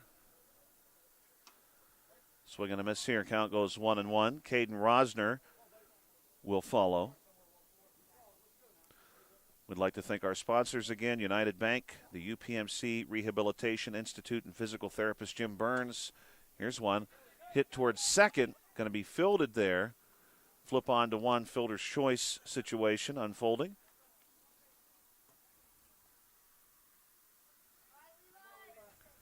Thought the Phillies might elect to go to second base there. Ultimately, they get Moore at first.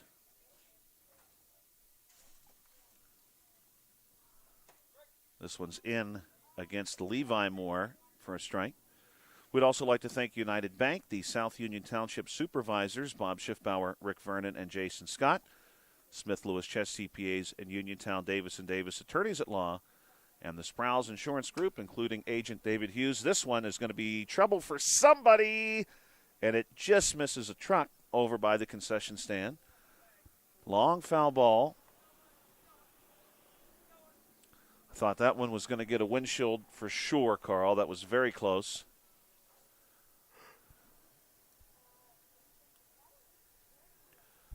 Next pitch going to be hit right back to Hartline. He flips on to one.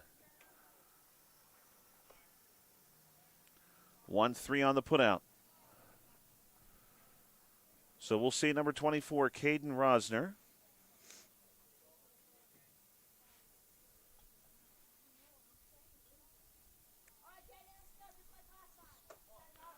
First one's going to miss, 1-0.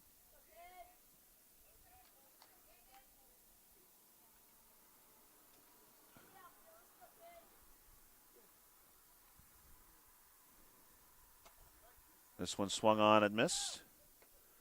1-1 count now. Royals need a run. They've got it on third base.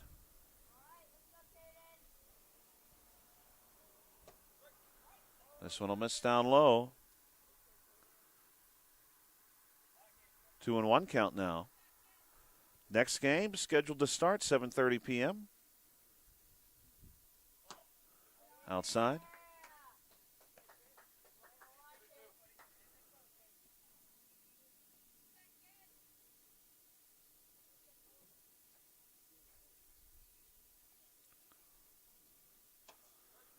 This one swung on and missed, and that's going to be a strikeout.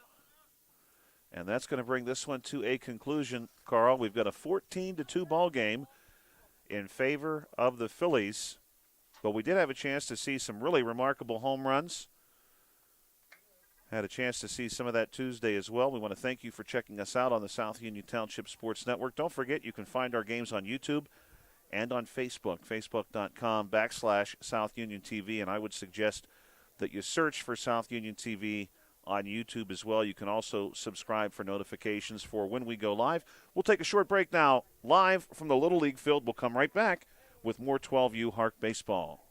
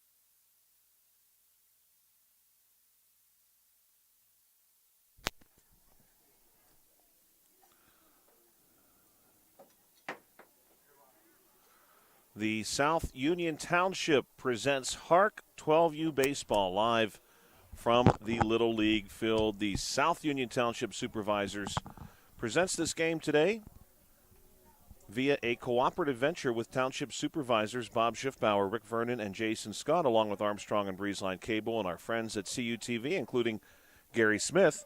If you're watching this game on Breezeline or Armstrong Cable, we'd like to let you know that South Union Township Sports Network games and programs are now available live online. It's easy to find. Just log on to youtube.com and search South Union Television to find the archived broadcasts. Or you can check out Facebook, facebook.com/South Union TV. Joshua Scully, Carl Childs here with you tonight for Game 2, 12U HARC Baseball, Rangers and Yankees. The Rangers tonight to be treated as the guest. They wear a red and blue uniform, gray pants. The Yankees, a predominantly gray uniform with blue trim and number. They will be treated as your home team. Sponsoring the Rangers tonight, Rick Vernon, South Union Township Supervisor for the Yankees. It's the Hopwood VFD. Both teams preparing to get this one underway. We'd like to thank our sponsors tonight, too, who have made this game possible, as we are just about 1 minute removed from the first pitch. Special thanks to Smith Lewis Chess CPAs in Uniontown, Davis & Davis Attorneys at Law, the Sprouse Insurance Group, and Agent David Hughes, United Bank, the UPMC Rehabilitation Institute, and physical therapist Jim Burns, SWGI Specialist, now a part of U.S. Digestive Health, and the South Union Township Supervisors Bob Schiffbauer, Rick Vernon, and Jason Scott. Probably worth noting that I had the score of the last game backwards. Yeah, we found out Bill Dice, our colleague, had messaged us during the previous game and had said that he believed he was seeing an upset in the making, and we thought maybe he was over at Meadowbrook seeing an upset in the making, but we had our score on the live stream backward, which is okay. The final score was, 14-2 in the Phillies' favor? I believe so. 14-2 in the Phillies' favor. These Yankees lost to the Phillies earlier this week, 15-2. We have not had the opportunity to cover the Rangers yet, so tonight will be the first time for that.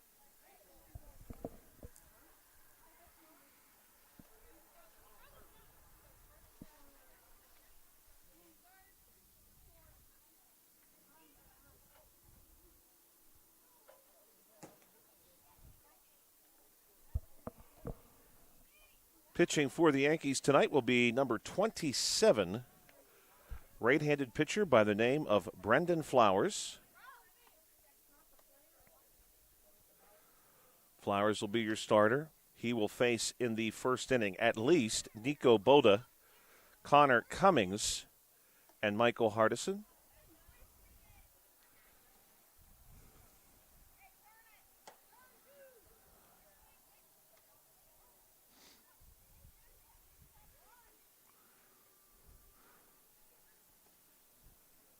Beautiful late spring evening here tonight at the park. No breeze. We had a bit of a breeze during the first game, but the wind has remained insignificant so far today. We are right about 78 degrees. Temperature expected to drop near to 70 degrees over the course of this game, so we will see a bit of a fall off as the sun disappears behind right field. Some long shadows on the field now as we have reached 7:32 p.m.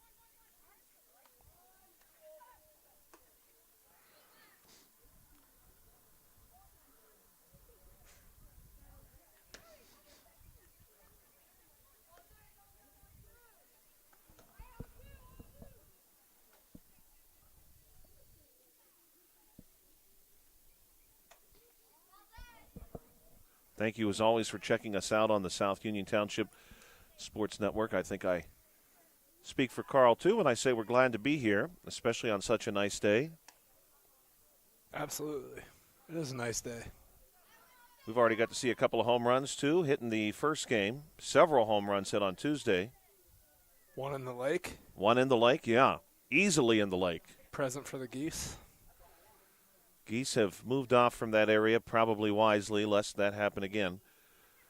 First pitch on the way from Flowers is going to miss inside. This is Nico Boda.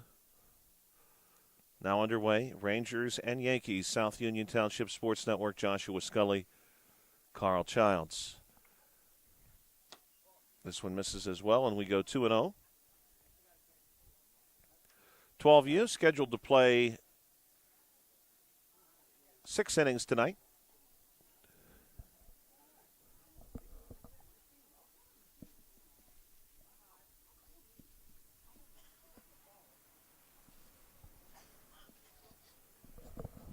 This one's way inside, 3-0. Boda spins away from this one. So a friendly count for Boda and the Rangers. Flowers looking to deliver a strike here. He'll step and deal. Pitches on the way. This is in for a strike. Count now goes 3-1. Boda will step out. Now comes back to the right-hand batter's box. This is also in. Count goes full. So Flowers fighting his way back into this count.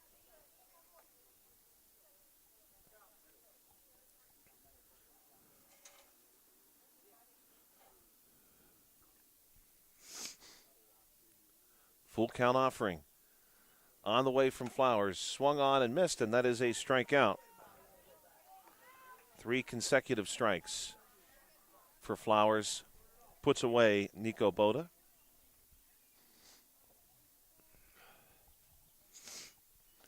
Connor Cummings will step in. Flowers. Right-handed offering.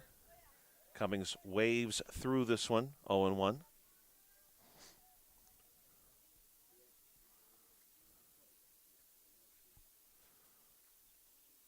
Next pitch on the way. This one is going to be in for a strike. Now 0-2. Flowers finding some rhythm here. He has offered up 5 consecutive strikes.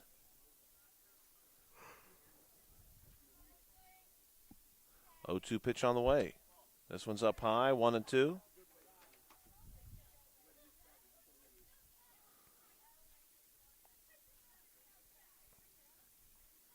Yankees looking to bounce back from their defeat earlier this week. The White Sox are off tonight. They are the only team you won't see in this division playing this evening. That pitch from Flowers missed, and we go 2-2.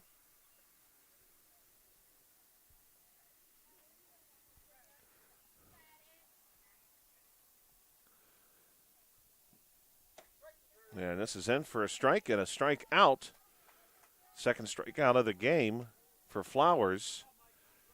So far, he has struck out each batter that he has faced. The lefty, Michael Hardison, will step in now to face Flowers. And the right-handed pitcher will kick and deal. Pitch on the way. This one waved at and missed. 0-1. It's impressive that he started out with 3 straight balls and then struck out the next 2 batters. Yeah. Finding some rhythm here early on for Flowers. 0-1 pitch on the way. This one down low for a ball, 1-1.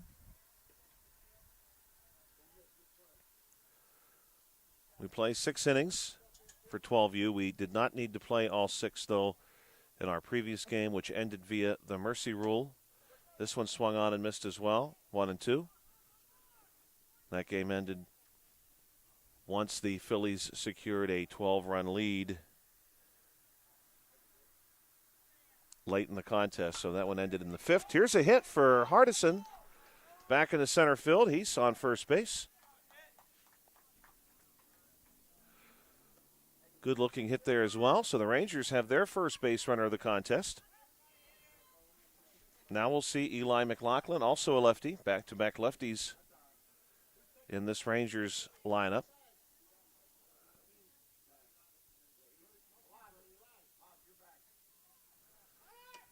This one downstairs and easily up to second base is Hardison with a steal. 2 down, but the Rangers now have a runner in scoring position.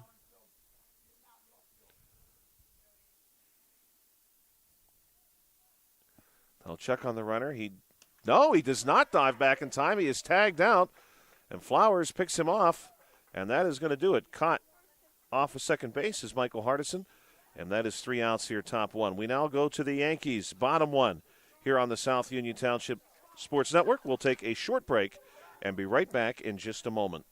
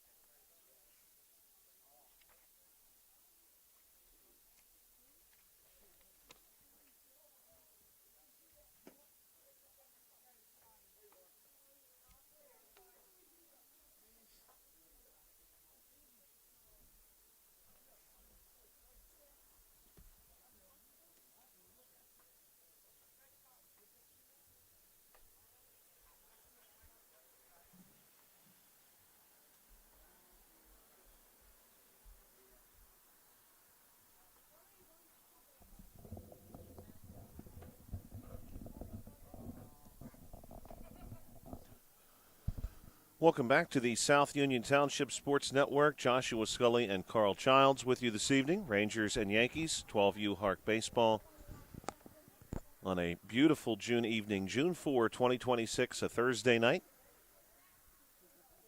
We are planning to be back with you Tuesday evening. That'll be June the 9th.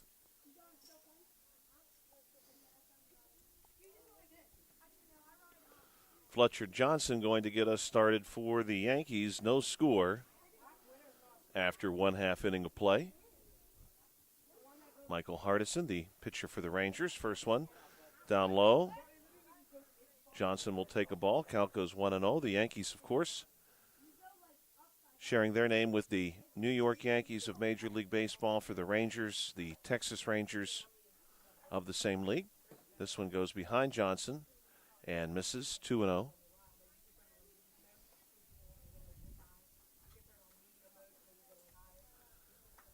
The Yankees, of course, the New York Yankees, perhaps the most prestigious professional sports organization in any major league sport. Next to the Steelers, right? Next to the Steelers, of course, yes. This one's going to miss, and that's a walk issued to Flowers. Excuse me, that was Fletcher Johnson, my mistake. Now we'll see Charlie Hanger.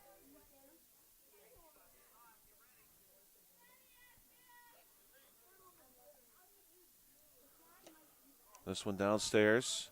And taking off for second base. Here's the throw, not in time to get Fletcher Johnson, who's into second, now in scoring position.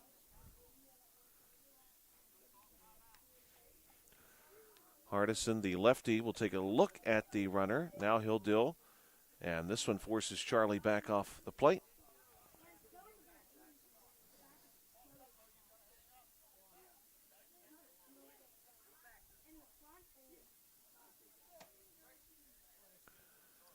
Hanger waves at one and misses.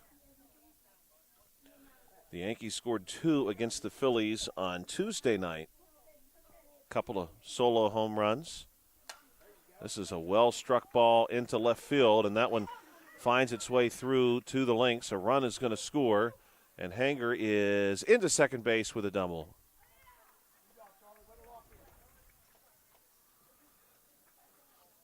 Hanger gets the RBI as well. It's 1-0 now in favor of the Yankees. Brody Piper, the lefty, will step up to the plate. This one misses. Throw down to third base. Just in time, Charlie is in. Very close.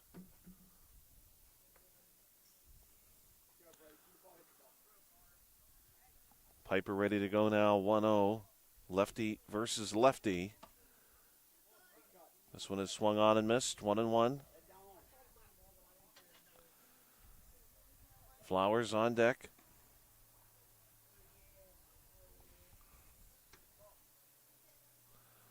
This will miss.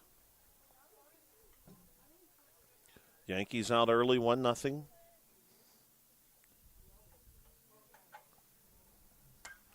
And this one is going to be hit towards second. Playable ball. Throw is not going to be secured. And a run scores. We'll call that an infield single and RBI. 2-0. And the dangerous Brendan Flowers will step up to the plate. Flowers takes a ball. Flowers, of course, has some real thump in his bat. This one cut foul back off the links. 1-1.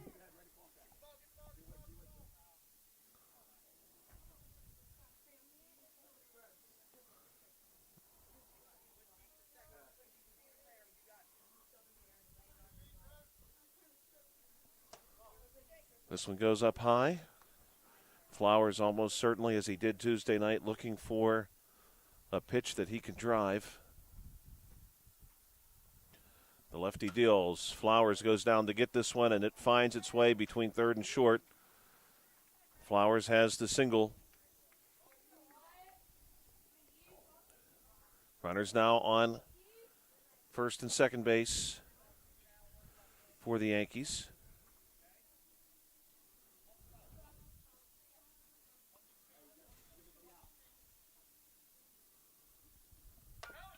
This one's going to be hit on the ground, back to Hardison, who gloves it and throws over in time to get Elisha Miller.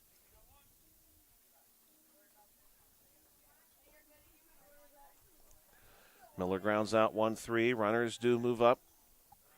You can score at this point in the game 5 runs per half inning.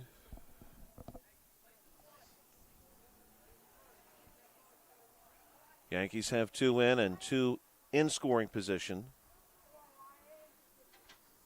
Wyatt Alamry at the plate.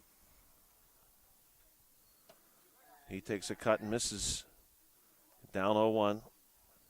Inning started off with Fletcher Johnson drawing the walk.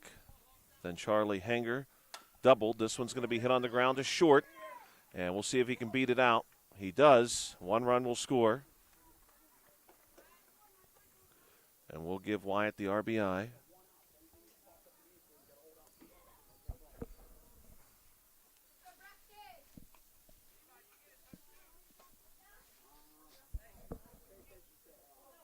Swung at and missed 0-1. Yankees now with runners on the corners and leading 3-0.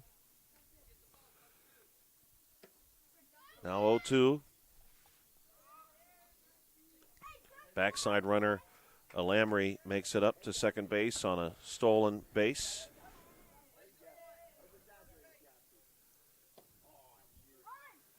This one waved at and missed, but the third strike is dropped, and the throw down to get Braxton Kelly is in time.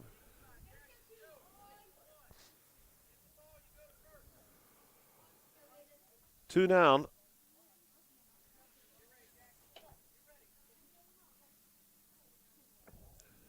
Hayden DeMitz will step up. Hayden, a Uniontown area school district student, strike 1. Had his last day of school today. He's now on summer break, as virtually all local students are now. DeMitz will foul this one back. Yankees with an opportunity to add here. They can score up to 2 more runs. this inning before reaching the limit.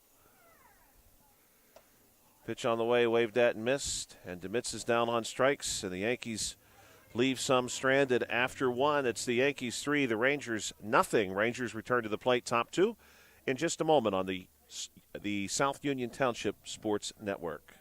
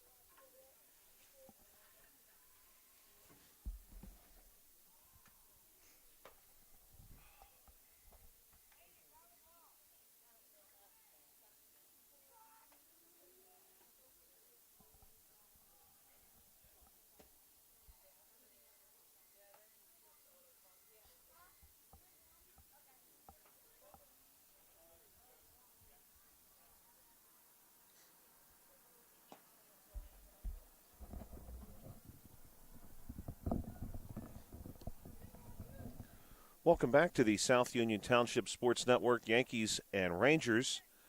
3-0 your score in favor of the Yankees. Yankees will stick with number 27, Brendan Flowers, as their pitcher. This inning, Flowers is going to see Eli McLaughlin, followed by the number 5 bat, Joseph Mahalko, and Jackson Stanish. 4, 5, 6.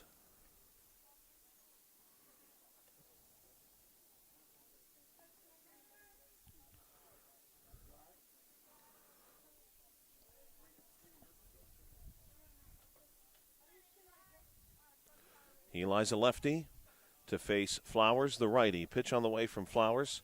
Outside, 1-0. Today again, Thursday, June the 4th, if you are listening to this broadcast in the future. Thank you as always for checking us out on the South Union Township Sports Network. 0-1 pitch on the way. This is in for a strike, 1-1. You can also find these games, of course, online via Facebook and YouTube in the event that you are watching this game on Armstrong or Breezeline Cable. This one down low, but offered at 1-2.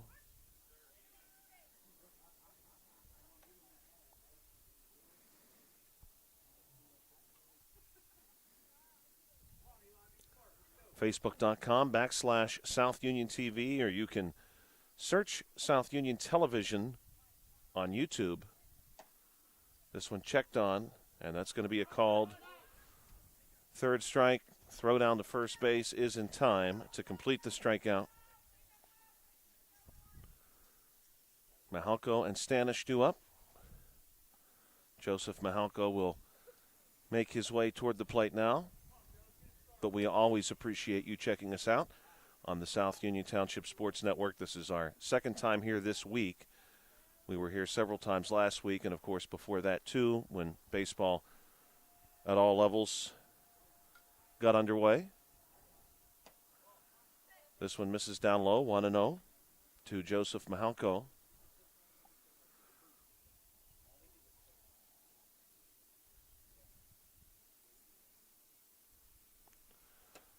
Next one going to be a called strike down low in the zone.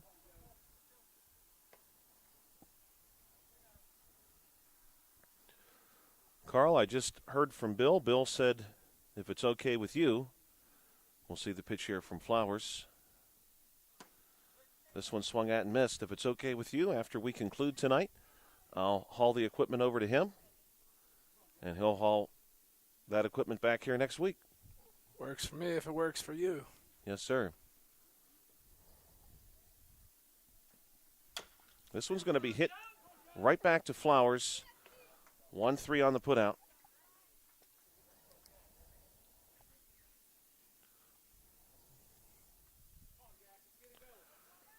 Jackson Stanish, if he reaches, he'll be followed by Alexander Chury.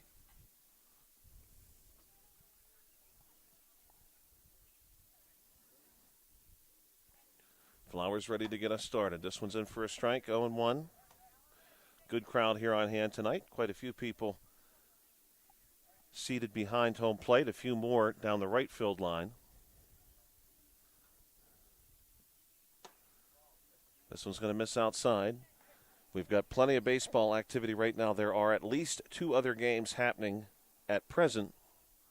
One right behind us, as a matter of fact.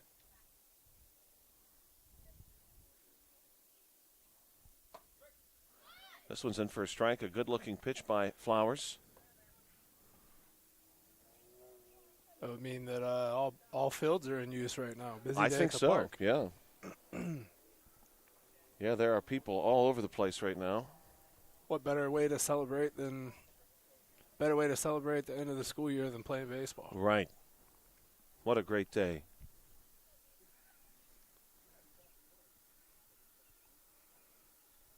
If you're a teacher, this is sort of your Christmas Eve. Wake up tomorrow morning. World is at your fingertips. I love that for you. This is a strikeout. 1, 2, 3 go the Rangers. Top 2, we go bottom 2 now. Yankees will return to the plate. Yankees, of course, able to produce 3 runs in the first inning. And they will be on their number 9 bat, Christian Curry. And then they'll flip their lineup over back to the top. We'll wish a few birthdays today from the South Union Township Sports Network. We celebrated a few during the first game earlier, and we've got a few more for you, too. On this date, June the 4th, born in 2004, Mackenzie Ziegler, the actress, dancer, and recording artist. Also born today in 1991, Ben Stokes, the New Zealander. I suppose he's considered New Zealand English cricketer. Cricket, of course, really popular in New Zealand. Also, happy birthday today to Stuart Kettlewell, Scottish soccer player, now manager, former player. Today also the birthday of Roland G. Fryer, Jr., American professor and economist. We mentioned earlier, today is also Angelina Jolie's birthday. It is also the birthday of Buddy Wakefield, born today in 1974, the poet and author. And last but not least, for this round of birthdays, happy birthday to Scott Wolf, American actor, born today in 1968. If you're familiar with Nancy Drew or Party of Five, you are familiar with Scott Wolf.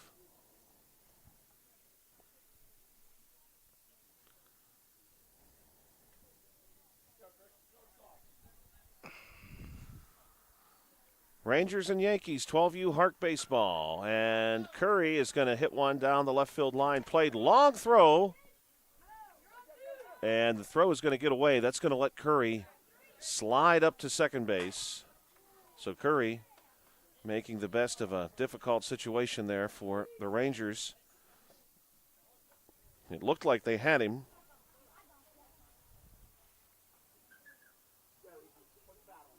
Ethan Cuppett at the plate now.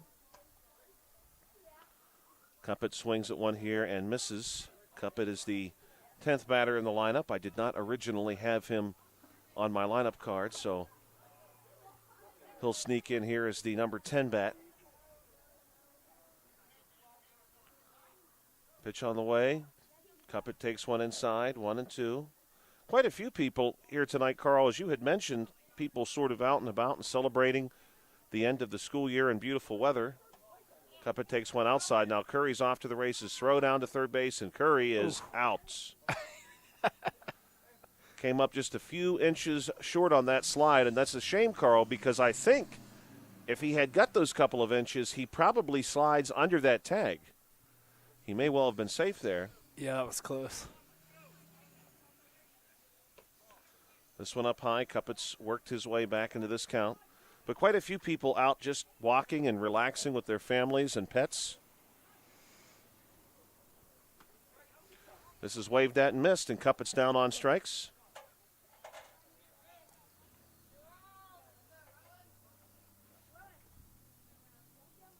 If we weren't here, I might be one of them.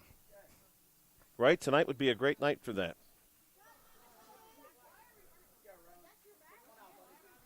Now we have Rowan Kozak. He's the number 11 bat, so the Yankees got their entire lineup with them tonight. So Rowan is, in fact, the final batter in this order.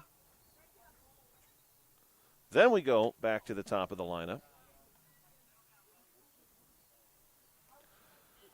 Kozak, a lefty, to take on the lefty. Pitch on the way from Hardison. This one's going to miss up high.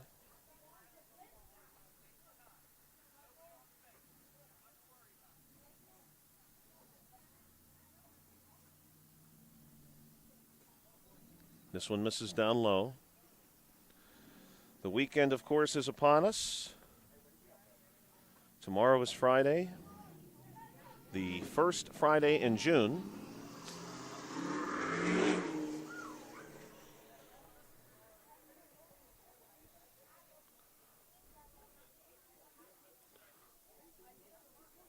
Two down now.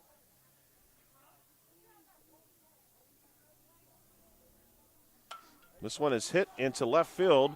Well struck, and Kozak's going to easily get up to second base. Good-looking hit there for the number 1 bat, Fletcher Johnson.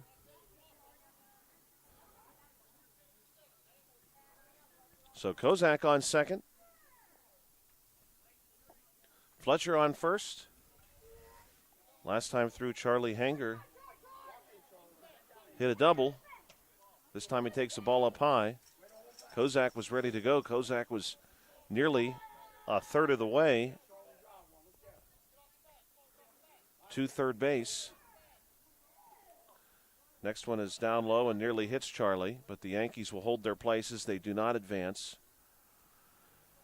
We have reached the 8 p.m. hour now. It is a bit cooler.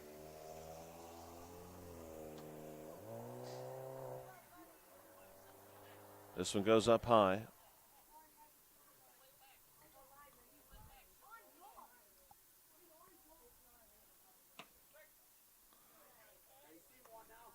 Hardison able to get a strike in here against Hanger. Charlie drove in a run, scored a run last time. This one's hit on the ground to third. Will be a difficult play. Throw is across and in time. And the runners would have both been safe, but of course that is the third and final out of the inning. We'll mark that officially as a ground out. Yankees leave a couple on, and it's 3-0 after 2. We move now to the third inning. With the Rangers returning to the plate, we're going to very quickly here acknowledge just a few more birthdays. And on the next break, we'll share with you about our sponsors. Just a couple more. We are going a bit further back into time on a few of these. Today, June the 4th, the birthday of Sandra Post, the famous Canadian golfer and sportscaster. Some of you, especially who enjoy golf, may be familiar with that name. Also, happy birthday today to American actor Bruce Dern, born today in 1936. And today would have been the birthday of Freddie Fender, the American country singer known for his work as a solo artist and in several different groups in the 20th century. Born today in 1937. Of course, he passed in 2006.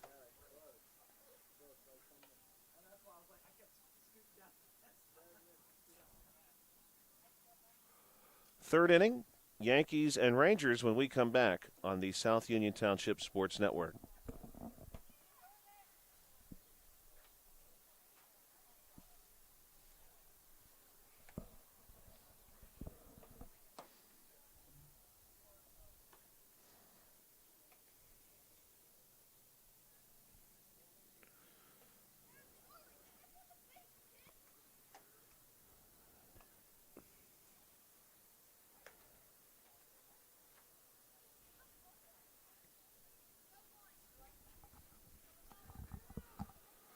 Joshua Scully and Carl Childs here with you today. Inning number 3, Yankees and Rangers, 12U baseball.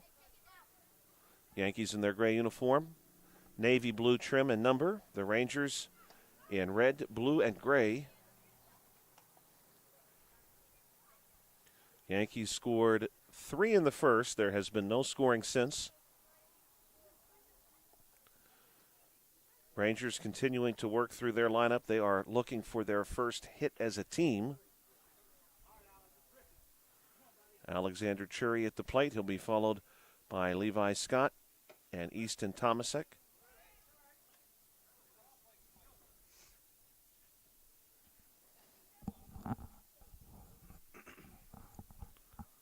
Flowers continuing to work for the Yankees. Next one from him. This one just misses.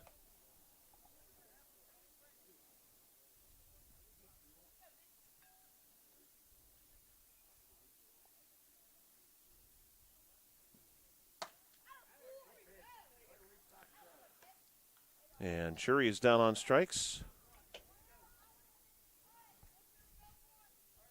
Flowers has now recorded 5 strikeouts. First one here is a strike to get Levi Scott started. Is it just me or is this kid getting faster? I think so. He's got some good movement and definitely good velocity on this ball. And he's consistently hitting the zone, too, so he has not often fallen behind in the count. He's ahead now, 0-2.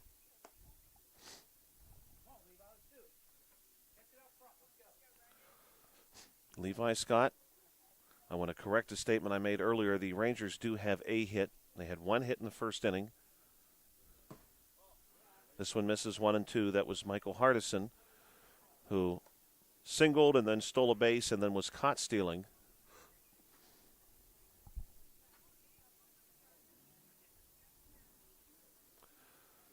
Flowers has faced the minimum number of batters to this point otherwise, and that's another strikeout. So Flowers has now struck out at least 2 Rangers each inning. Pitch on the way to Tomasek.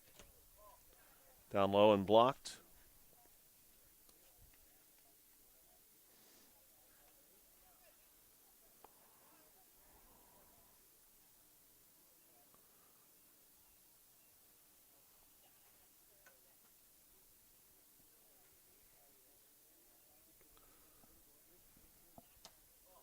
This one's going to miss inside. Flowers, though, has generally proven very consistent today. He has not missed often, and he is consistently right back in the strike zone, as he is here. Flowers now may potentially be looking at a potential strikeout of the side situation. That one misses outside.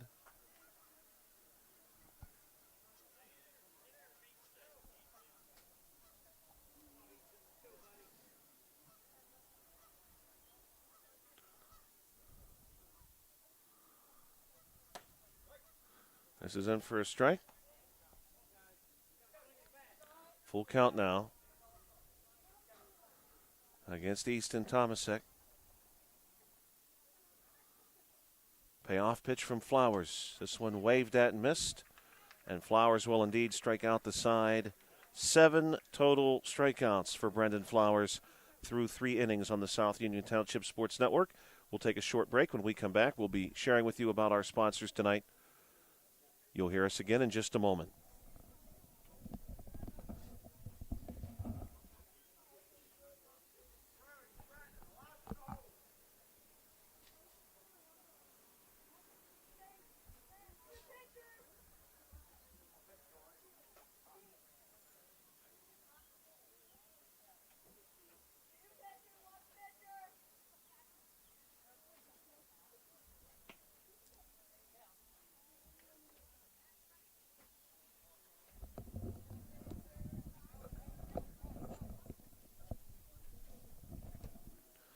The new pitcher for the Rangers will be Joseph Mahalko, number 23.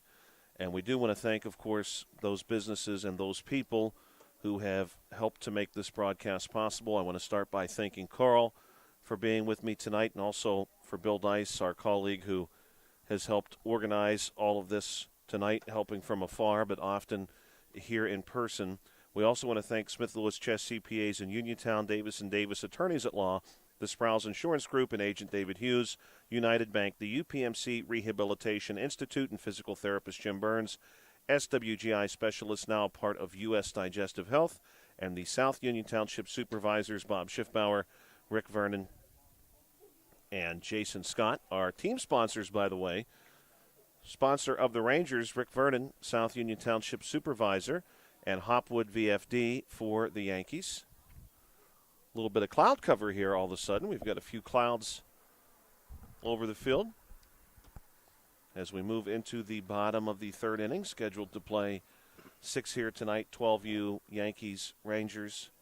Yankees coming off a loss earlier this week to the Phillies. The Phillies won again today. Phillies have won their last 2 games by a combined score of 29-4. White Sox are off tonight. And weather permitting, we'll be back with you next Tuesday. So in a few days' time. We hope everyone has a great weekend as well. Should be more or less a good weekend for weather. Maybe some passing showers Sunday morning. Brody Piper ready to go. Singled. Drove in a run last time through. This one taken outside. Carl, truly, I think this is the first time we've seen a cloud all evening. The field has been sunny. Lights are on. It sure has. I'm not going to lie, though. It doesn't feel too bad. No. It has cooled off quite a bit over the course of the last few hours. Relatively warm when we got underway at 5:15 in the early game. Mahalko deals. This one is fouled back. Mahalko's a righty. He faces the lefty Piper. Brody Piper 1 for 1 tonight. He'll be followed by Brendan Flowers and then the number 5 bat Miller. That's who we'll see at least this inning. This one misses up high and away. Flowers also singled the first time through. Miller grounded out 1-3 on the putout. This one taken outside, and Piper has earned a walk. Will take first base. Brendan Flowers has had a good week. He was tough Tuesday night. He's been tough tonight on the mound. He was good Tuesday night at the plate. He'll face the righty Mahalko for the first time. Here's the pitch from Mahalko. This one is going to chase Flowers away. Now the throw to get Piper is in time, and he is tagged out. Caught stealing. Not the first time the Rangers have thrown out a Yankees base runner in this game. Now with nobody on, Flowers, good cut here, fouls it back.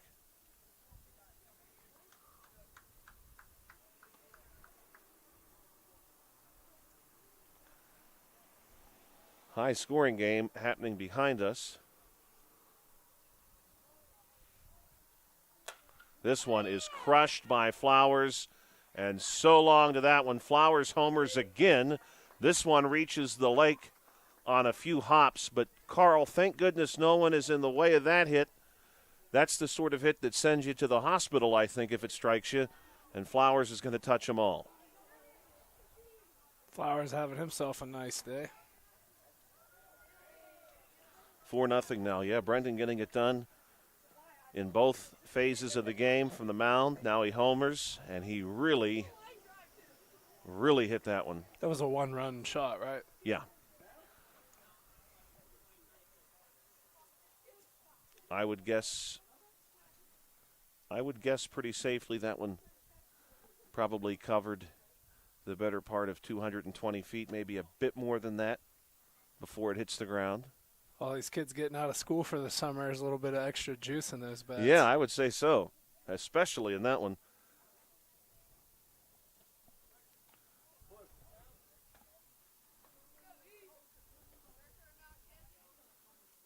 Miller trying to keep a good thing going for the Yankees. The Yankees started this inning off with a walk, but then Piper was caught stealing. Now, look at this, Miller.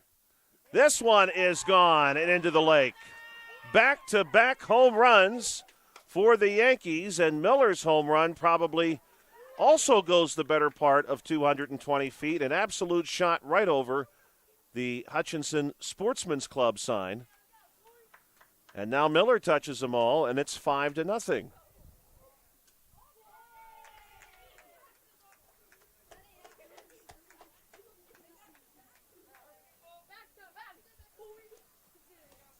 Pretty impressive, Carl. You called it.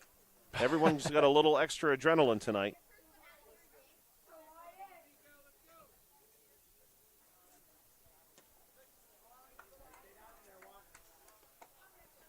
Wyatt Alamry at the plate. He'll be followed by Braxton Kelly. Just one out. Here's a good-looking hit to center field. This one drops in and then rolls past the center fielder. That one gets all the way to the fence. And my goodness, what a close play. The Rangers, really did a good job recovering there, and they were nearly able to get Alamry, but as it stands, that's a double. And the Yankees have a runner in scoring position.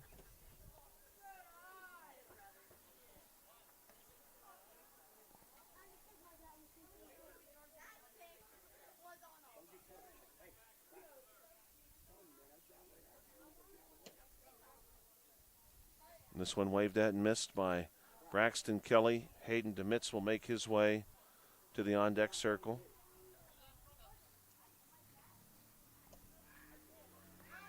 Ball gets away this time. Kelly swings and misses.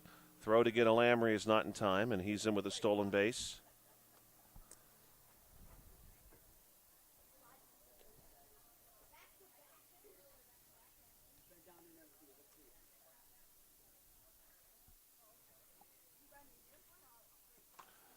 Waved at and missed, but the ball gets away, and now here's a real chance for Kelly, who was able to get to first base.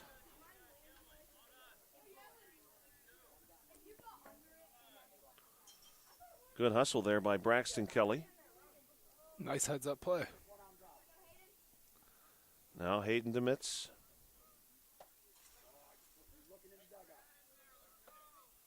Swings and misses, 0-1.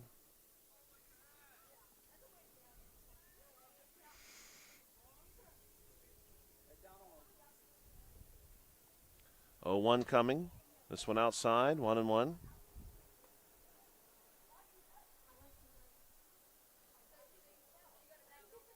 DeMitz, a strikeout victim last time through.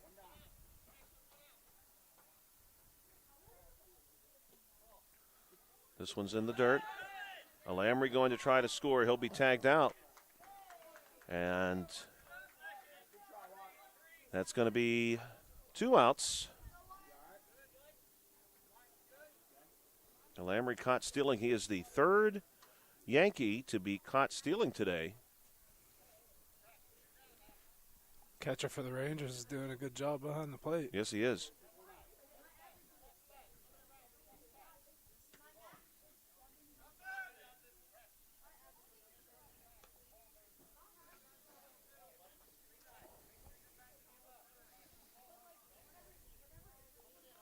Mahalko looking to get out of this inning. This pitch down low. Runner is going to advance. DeMitz draws the walk. 2-1 now for the Yankees. Yankees on the corners. First pitch to Curry's going to miss, and DeMitz to second base unchallenged. No one there to cover.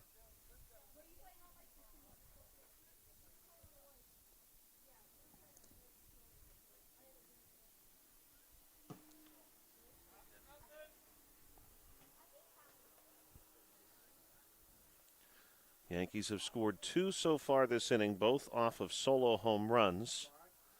At this point in the game, we are still limited to 5 runs per half inning. This one misses down low, so now a friendly count for Christian Curry.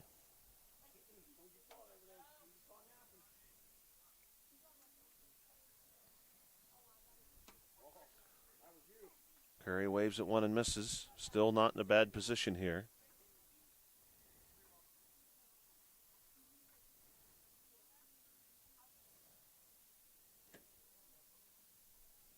And that's going to be a walk. Bases loaded, full of Yankees now for Ethan Cuppett.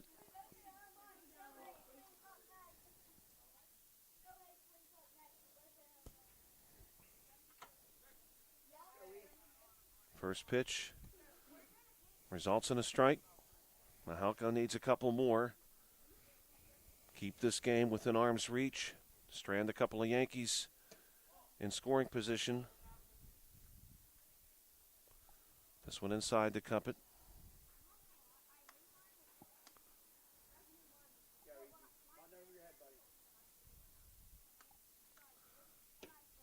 This one's going to miss outside. No place to put Cuppett. A walk would result in a run.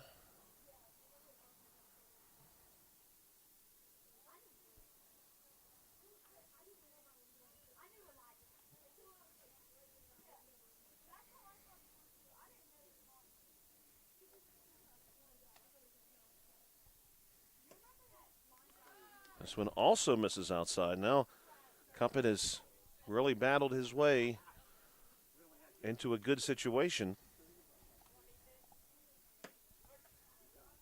Full count.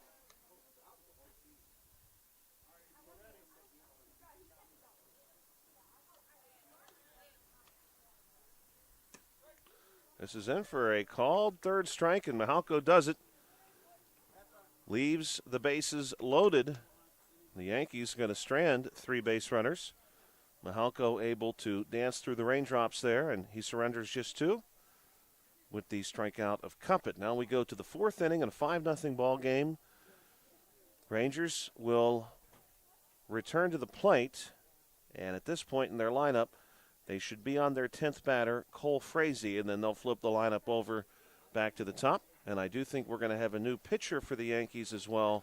We're going to be seeing number 11, Fletcher Johnson, on the mound for the Yankees moving forward. We'll take a short break and be right back here on the South Union Township Sports Network.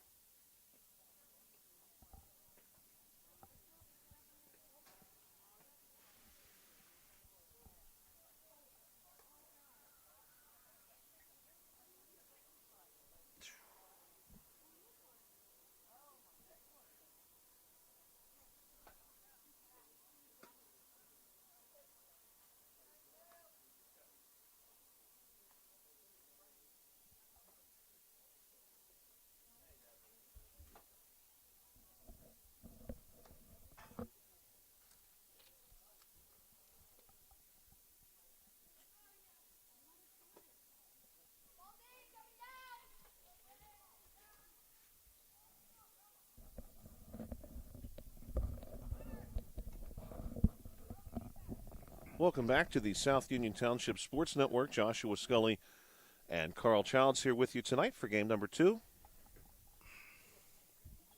Rangers and Yankees. Cole Frazee, who wears number 19, he'll bat first here for the Rangers. Then we go back to Nico Boda. First one waved at and missed. Again, taking over the pitching responsibility here for the Yankees is Fletcher Johnson, the righty, wears number 11. This one down low, and the count goes 1-1. Rangers have 1 hit tonight.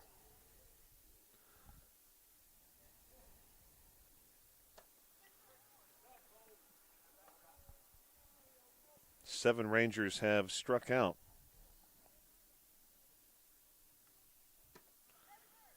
That'll be the 8th strikeout.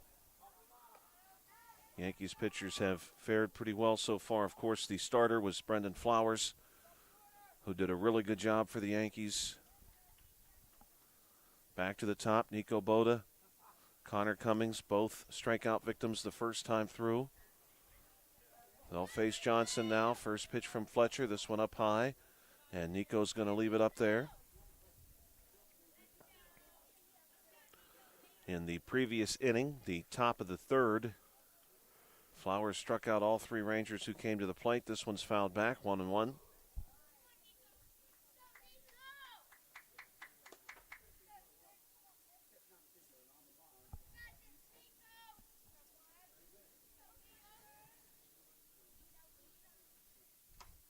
This one waved at and missed, now 1-2. Johnson has seemingly picked up right where Flowers left off. This one's going to miss down low.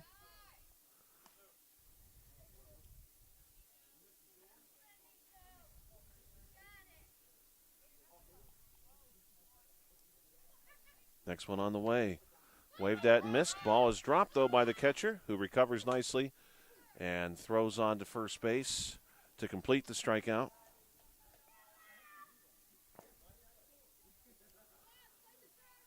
So 2 down here, top 4 for the Rangers. Connor Cummings will step up. Connor, right-handed bat.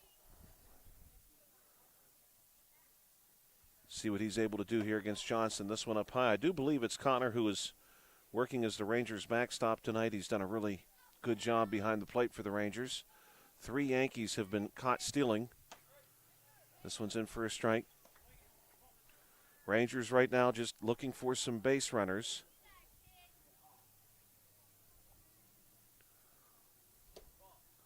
This one goes down low. Should Cummings be able to reach? Michael Hardison, who is the only Ranger with a hit tonight, is on deck. Next one from Johnson. This one's hit hard on the ground, and it's well played at first base, and that's going to do it. Cummings is the first Ranger to not be a strikeout victim since the 2nd inning. So the Yankees have done some really good work. Absolutely some really good work from the mound here so far tonight. Let's take a look at some on this date in history events. June the 4th. And see what has happened historically on June the 4th. June 4, 2026, of course, is a Thursday. Right now we approach 8:30 p.m.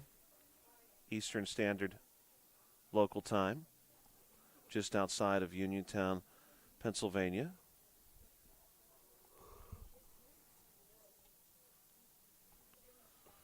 We'll roll the clock back to the 19th century. On this date in 1855, Major Henry C. Wayne departs New York aboard the USS Supply to procure camels to establish the U.S. Camel Corps, which was a mid-19th experiment by the United States Army in using camels as pack animals in the southwestern United States. And what I'm reading here says, although the camels proved to be hardy and well-suited to travel through the region, the Army declined to adopt them for military use, and the American Civil War ultimately interfered with the experiment. which was eventually abandoned, and the camels were sold at auction. Also today, June 4 in 1896, Henry Ford completes the Ford Quadricycle, his first gasoline-powered automobile, and he also has it complete a successful test run. Today in 1878, the Ottoman Empire cedes Cyprus to the United Kingdom. Cyprus, of course, an island in the Mediterranean Sea. I wonder if there's any quadricycles still remaining out there somewhere. That's a great question. Taking a look at what a quadricycle is. I've definitely seen them in photographs and perhaps in film before. You'd have to think probably somebody has one. Yeah, you would definitely think somebody's got one tucked away. It was a simple frame with a gas-powered engine mounted to 4 bicycle tires. Take one of those on the sheepskin trail, maybe. Yeah. I would assume that's not permissible, so please don't try it and say you heard it from me. Yankees back at the plate. Rowan Kozak takes a ball here. After Rowan, we go back to the top of the order.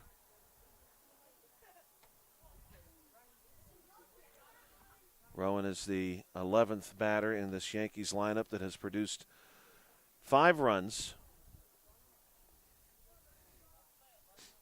New pitcher as well for the Rangers. This one's in for a strike. Doing the pitching now, number 8, Eli McLaughlin. Eli will try to keep this one close. Certainly still within reach for the Rangers. That one misses up high, and that's going to be a walk.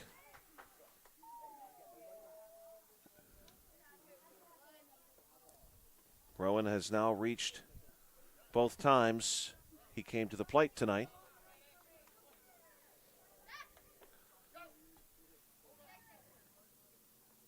They'll check on him at first base. Many people still at the park tonight. Of course, again, a couple of other baseball games happening, and many people just out enjoying a walk.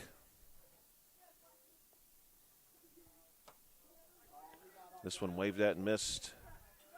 Fletcher Johnson trying to get that one, and they're going to get Kozak here. Catcher caught me sleeping, too. Off of first base. Good play. Again, I believe this is Cummings behind the plate. He's been doing that all night.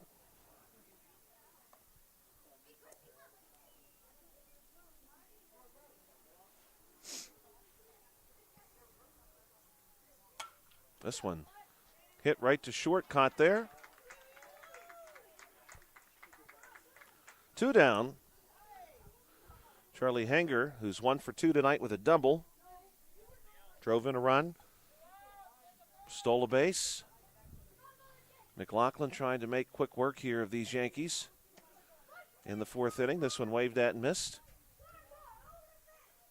0-1.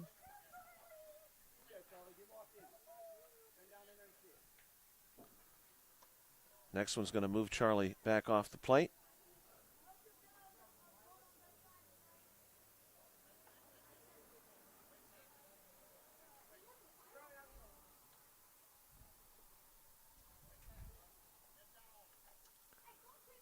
Next offering from McLaughlin is fouled back off the umpire.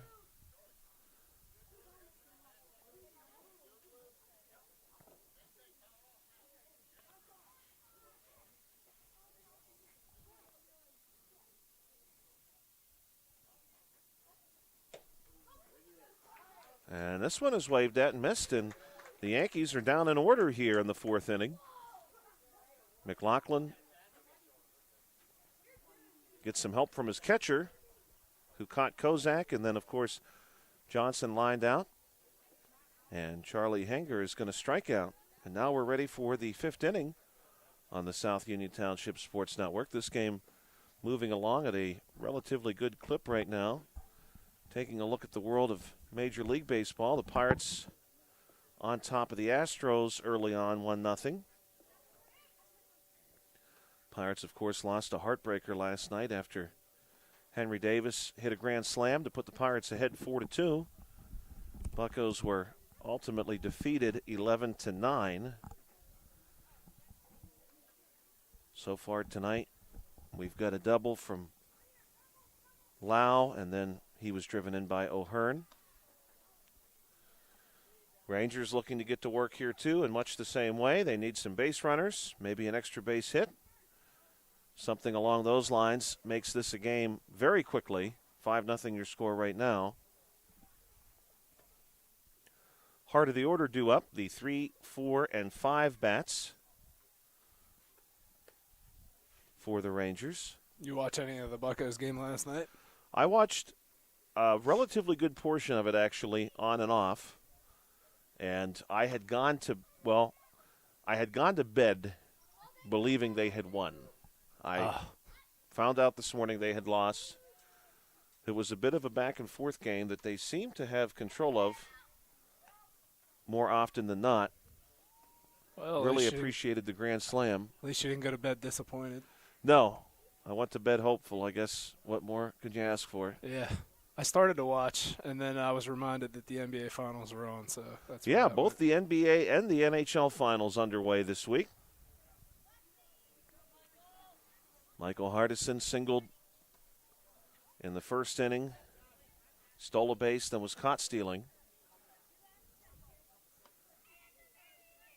Yankees will continue to go with number 11, Fletcher Johnson.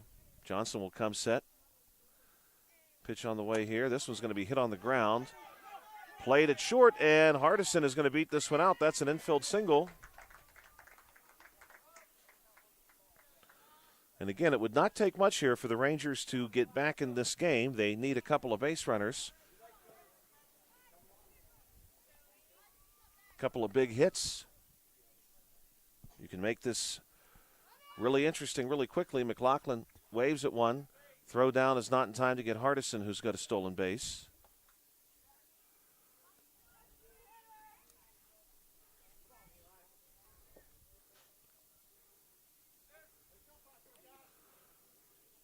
Pitch on the way to McLaughlin. Hardison's going to go again. This one again waved at and missed. This throw not in time. Hardison is in. 2 stolen bases here. I'd be afraid to steal third. Right, especially when you're in a situation where you could really benefit from getting several people on base. But that's a nice throw down third, too. Yeah. Hardison has done a good job here, getting himself as close as you can be. One station away. Now McLaughlin's going to drive one into center field. That ball is caught and probably not deep enough to tag. Hardison will not try. One down for Joseph Mahalko. And he'll be followed by Jackson Stanish.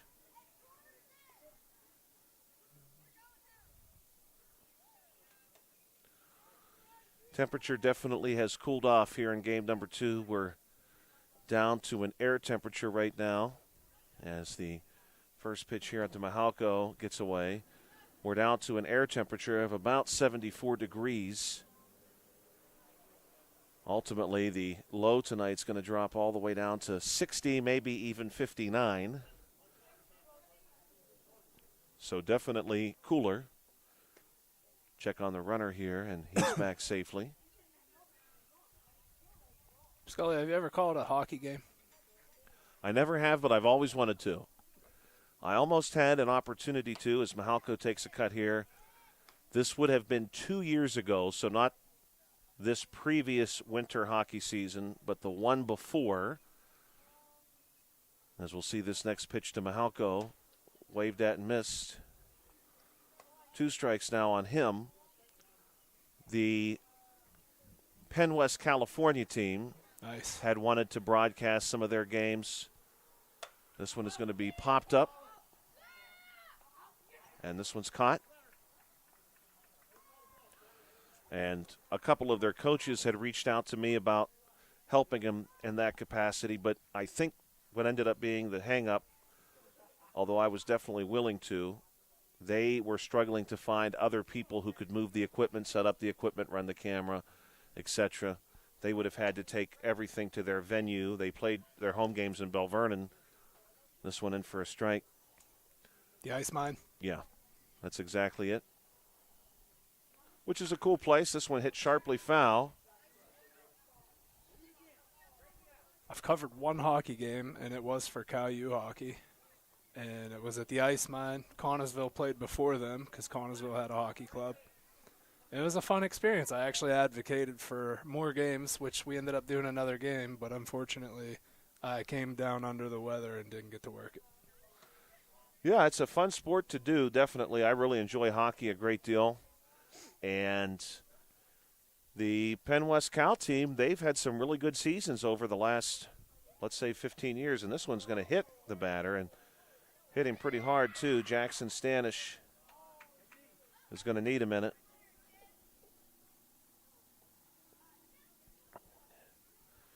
That was a pretty square hit there. Stanish back on his feet. He's going to get some help, and now he's down to first base. So the Rangers do now have a couple of base runners.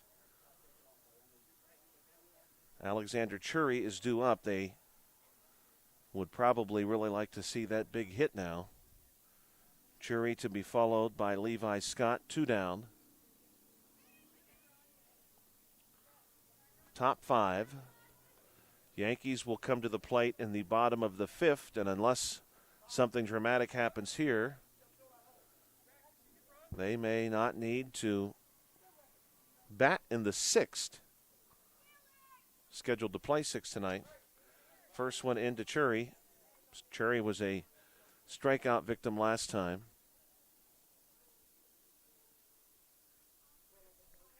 Second one cut foul.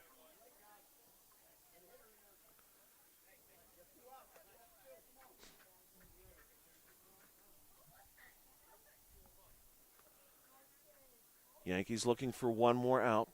Pitch on the way. This one fouled off the catcher's mask.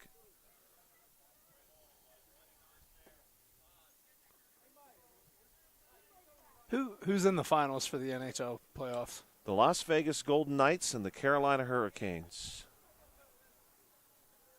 Fun fact: I went to Cal with one of the guys I worked with at CUTV. He works for the Carolina Hurricanes, so he has an opportunity at a championship ring if they win. Wow, that would be really cool. Hurricanes, I would assume, are almost certainly the favored team in that series. This is going to be a strikeout, and the Rangers will leave a couple stranded here in the 5th. I would assume, maybe even by a significant margin, they are the favored team. The NBA Finals, I think, will be a little bit more competitive. I told Bill I think I like the Knicks in the NBA Finals, but he thinks the Spurs have got it. I thought the Knicks having all that time off after they won their conference final, and the Spurs really had to battle and sort of go the distance. But maybe that kept them fresh and working. Sometimes you get that time off and it works against you. Yeah, Wemby, to me, last night, he looked a little bit fatigued, but I also didn't watch the entire game, so probably not the best person to comment on that. You know, I didn't get to see any of it. I did, like I had mentioned, watch some of the Pirate game, and before that, the Teachers Union for Uniontown celebrated the end of the school year with a dinner at Roy's Pub in Uniontown. So we went there my wife and I went there for a couple hours, and then we came home and watched some TV. Then today was the last day of school, and really exciting. Christmas morning. Christmas morning, right? It probably won't hit me. The older I've got, the longer it has taken for me to really mentally accept that summer break is here. It will probably hit me, I'm thinking Monday or Tuesday of next week, realistically. Yeah. I'll wake up and think to myself, hey, it's a new week and I'm not back. That makes sense. Then it'll feel like Christmas morning. Yes, then it will feel like Christmas morning. So Monday. I'm going to text you Monday and say Merry Christmas. Thank you. I'll very much look forward to that, Carl. It'll be really nice Mondays in the summer when you don't have to worry about beginning that battle, and I'll have at least a couple of months of that to enjoy. Bottom 5 now. Brody Piper, the lefty, to face McLaughlin. Waves at this one and misses. He'll be followed by Brendan Flowers, who's 2 for 2 tonight with a home run.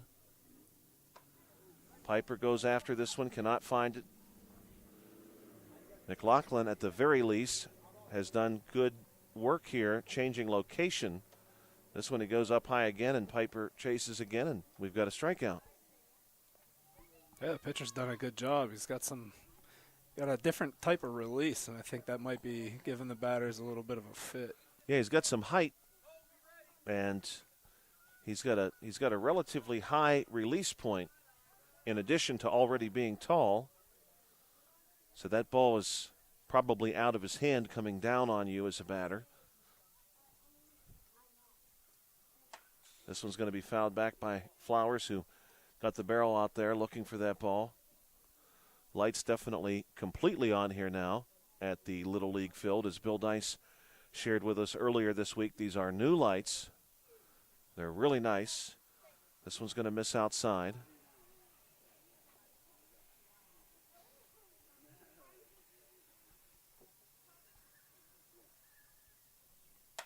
This one is well struck by Flowers into center field and off the fence. And this is going to be extra bases. Flowers will hold at second with a double.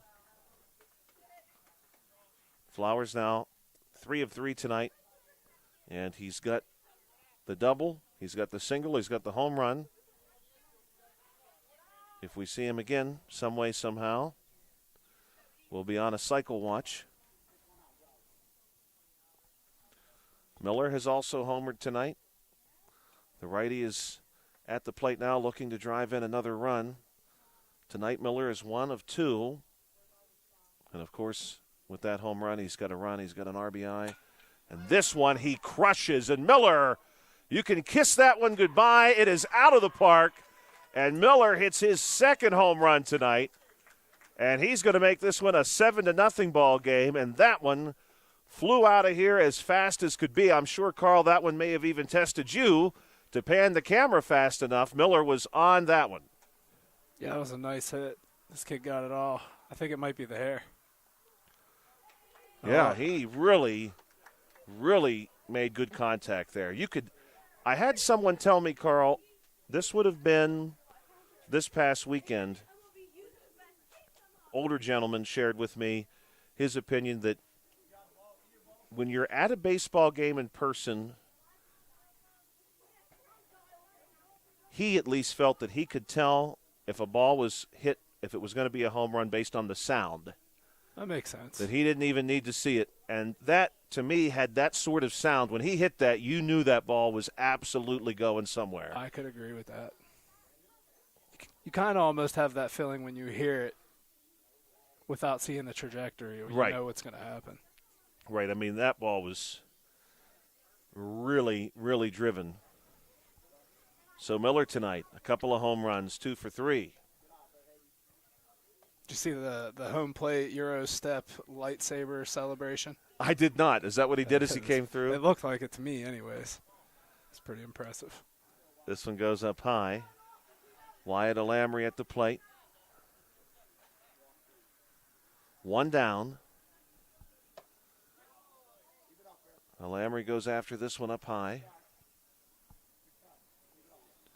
A warm day has turned into a beautiful evening. Just about perfect baseball weather. The amount of home runs today, you could almost say we had a fireworks show. Yeah, we did. This is the second night this week where, all of last season covering this age group. I want to say, this one's going to be hit foul. I want to say last year I personally may have seen 5 home runs all of last season. This week I have seen now, I believe, 7 just across being here 2 evenings. And 3 of them are in this game. May have actually seen more than 7 this week.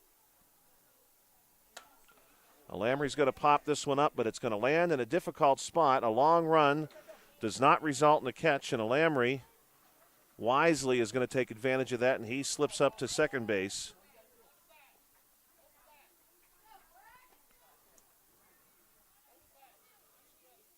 Hayden DeMitz moving to the on-deck circle. At the plate, Braxton Kelly.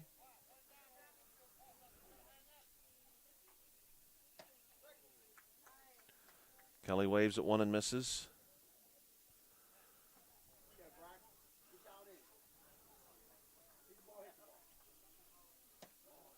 Two strikes.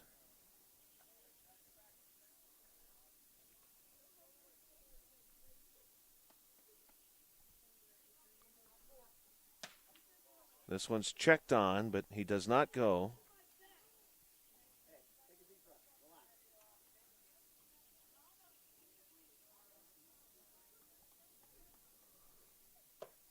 Upstairs, Kelly trying to work his way back into this count.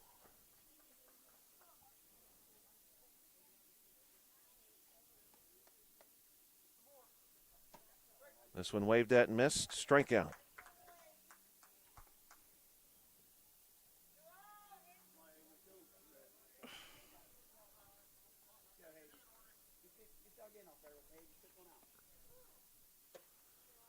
This one goes up high. Eli McLaughlin continuing to work here for the Rangers.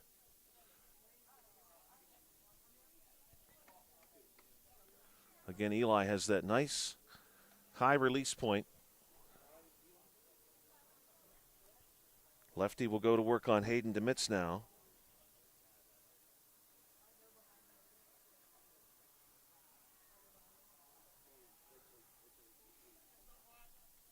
This one waved at and missed by DeMitz.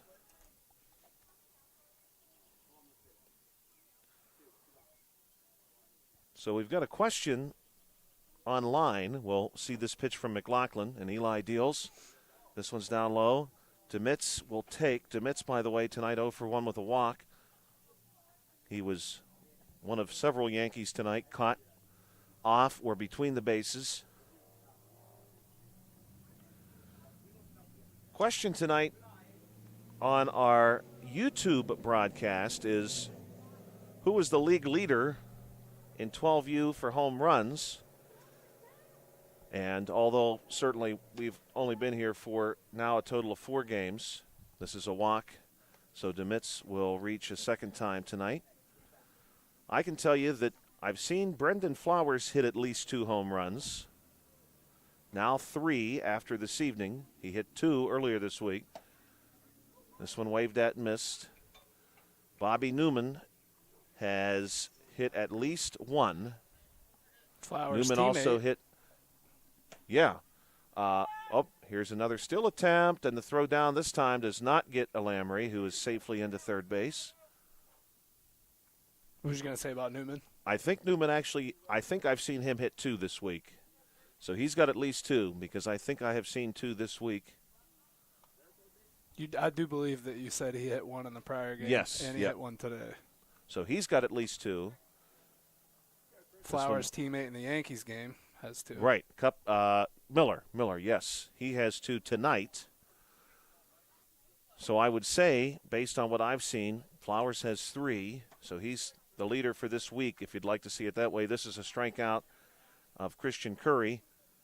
And now we'll go to the top of the 6th. And if this game is going to continue beyond this frame, the Rangers will really need to get some work done here with their final 3 outs. They trail 7-0. Brendan Flowers, we've seen him hit 3 this week. Bobby Newman, we've seen him hit 2.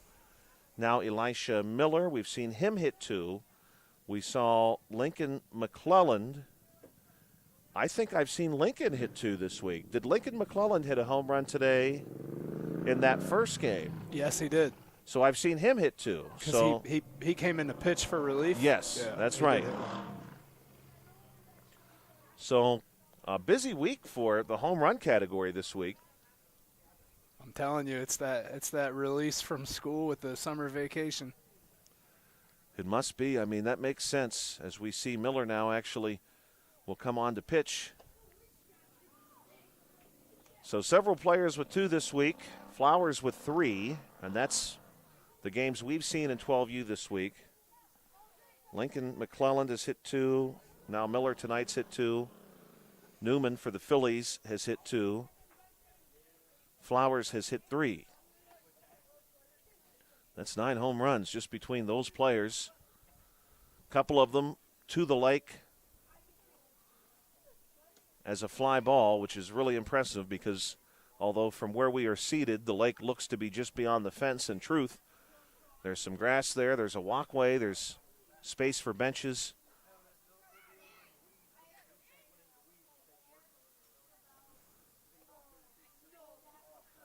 Our colleague, our sometimes producer, sometimes concession concierge, Manny Dice, in his swimming pool tonight.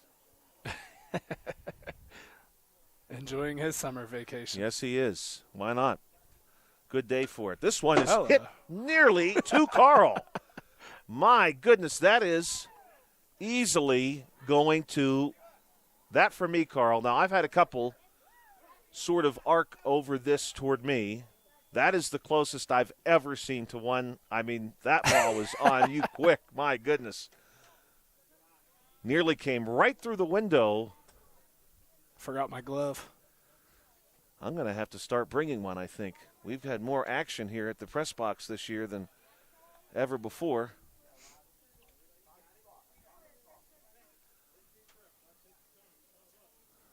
Rangers have their work cut out for them here. This one's going to miss. Down low and away. Rangers have got 2 hits in this game as a team. This one waved at and missed. Levi Scott, Easton Tomasek, Cole Frazee. This one's hit on the ground. This could be a tough play. It goes to short. Throw is to first base. And Carl, I did not see officially the signal. He's out? Yes, they called him out. Close play. Good hustle there for Levi Scott trying to get down the line. 6-3 on the putout. He made it close. This is taken for a strike by Tomasek.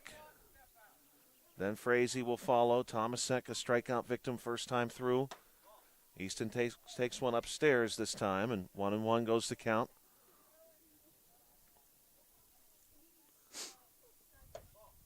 This one goes outside for 2-1. 1 out here, top 6. Scheduled to play 6. 7-0 in favor of the Yankees. Yankees bouncing back, seemingly so, after a loss earlier this week. As this pitch misses down low, a loss to the Phillies. Phillies are hot right now. They've won 2 games this week by a combined score of 29-4. This pitch in for a strike. Now one hit to the hot corner. A long throw across the diamond is in time. 5-3. And the Rangers are down to their final out.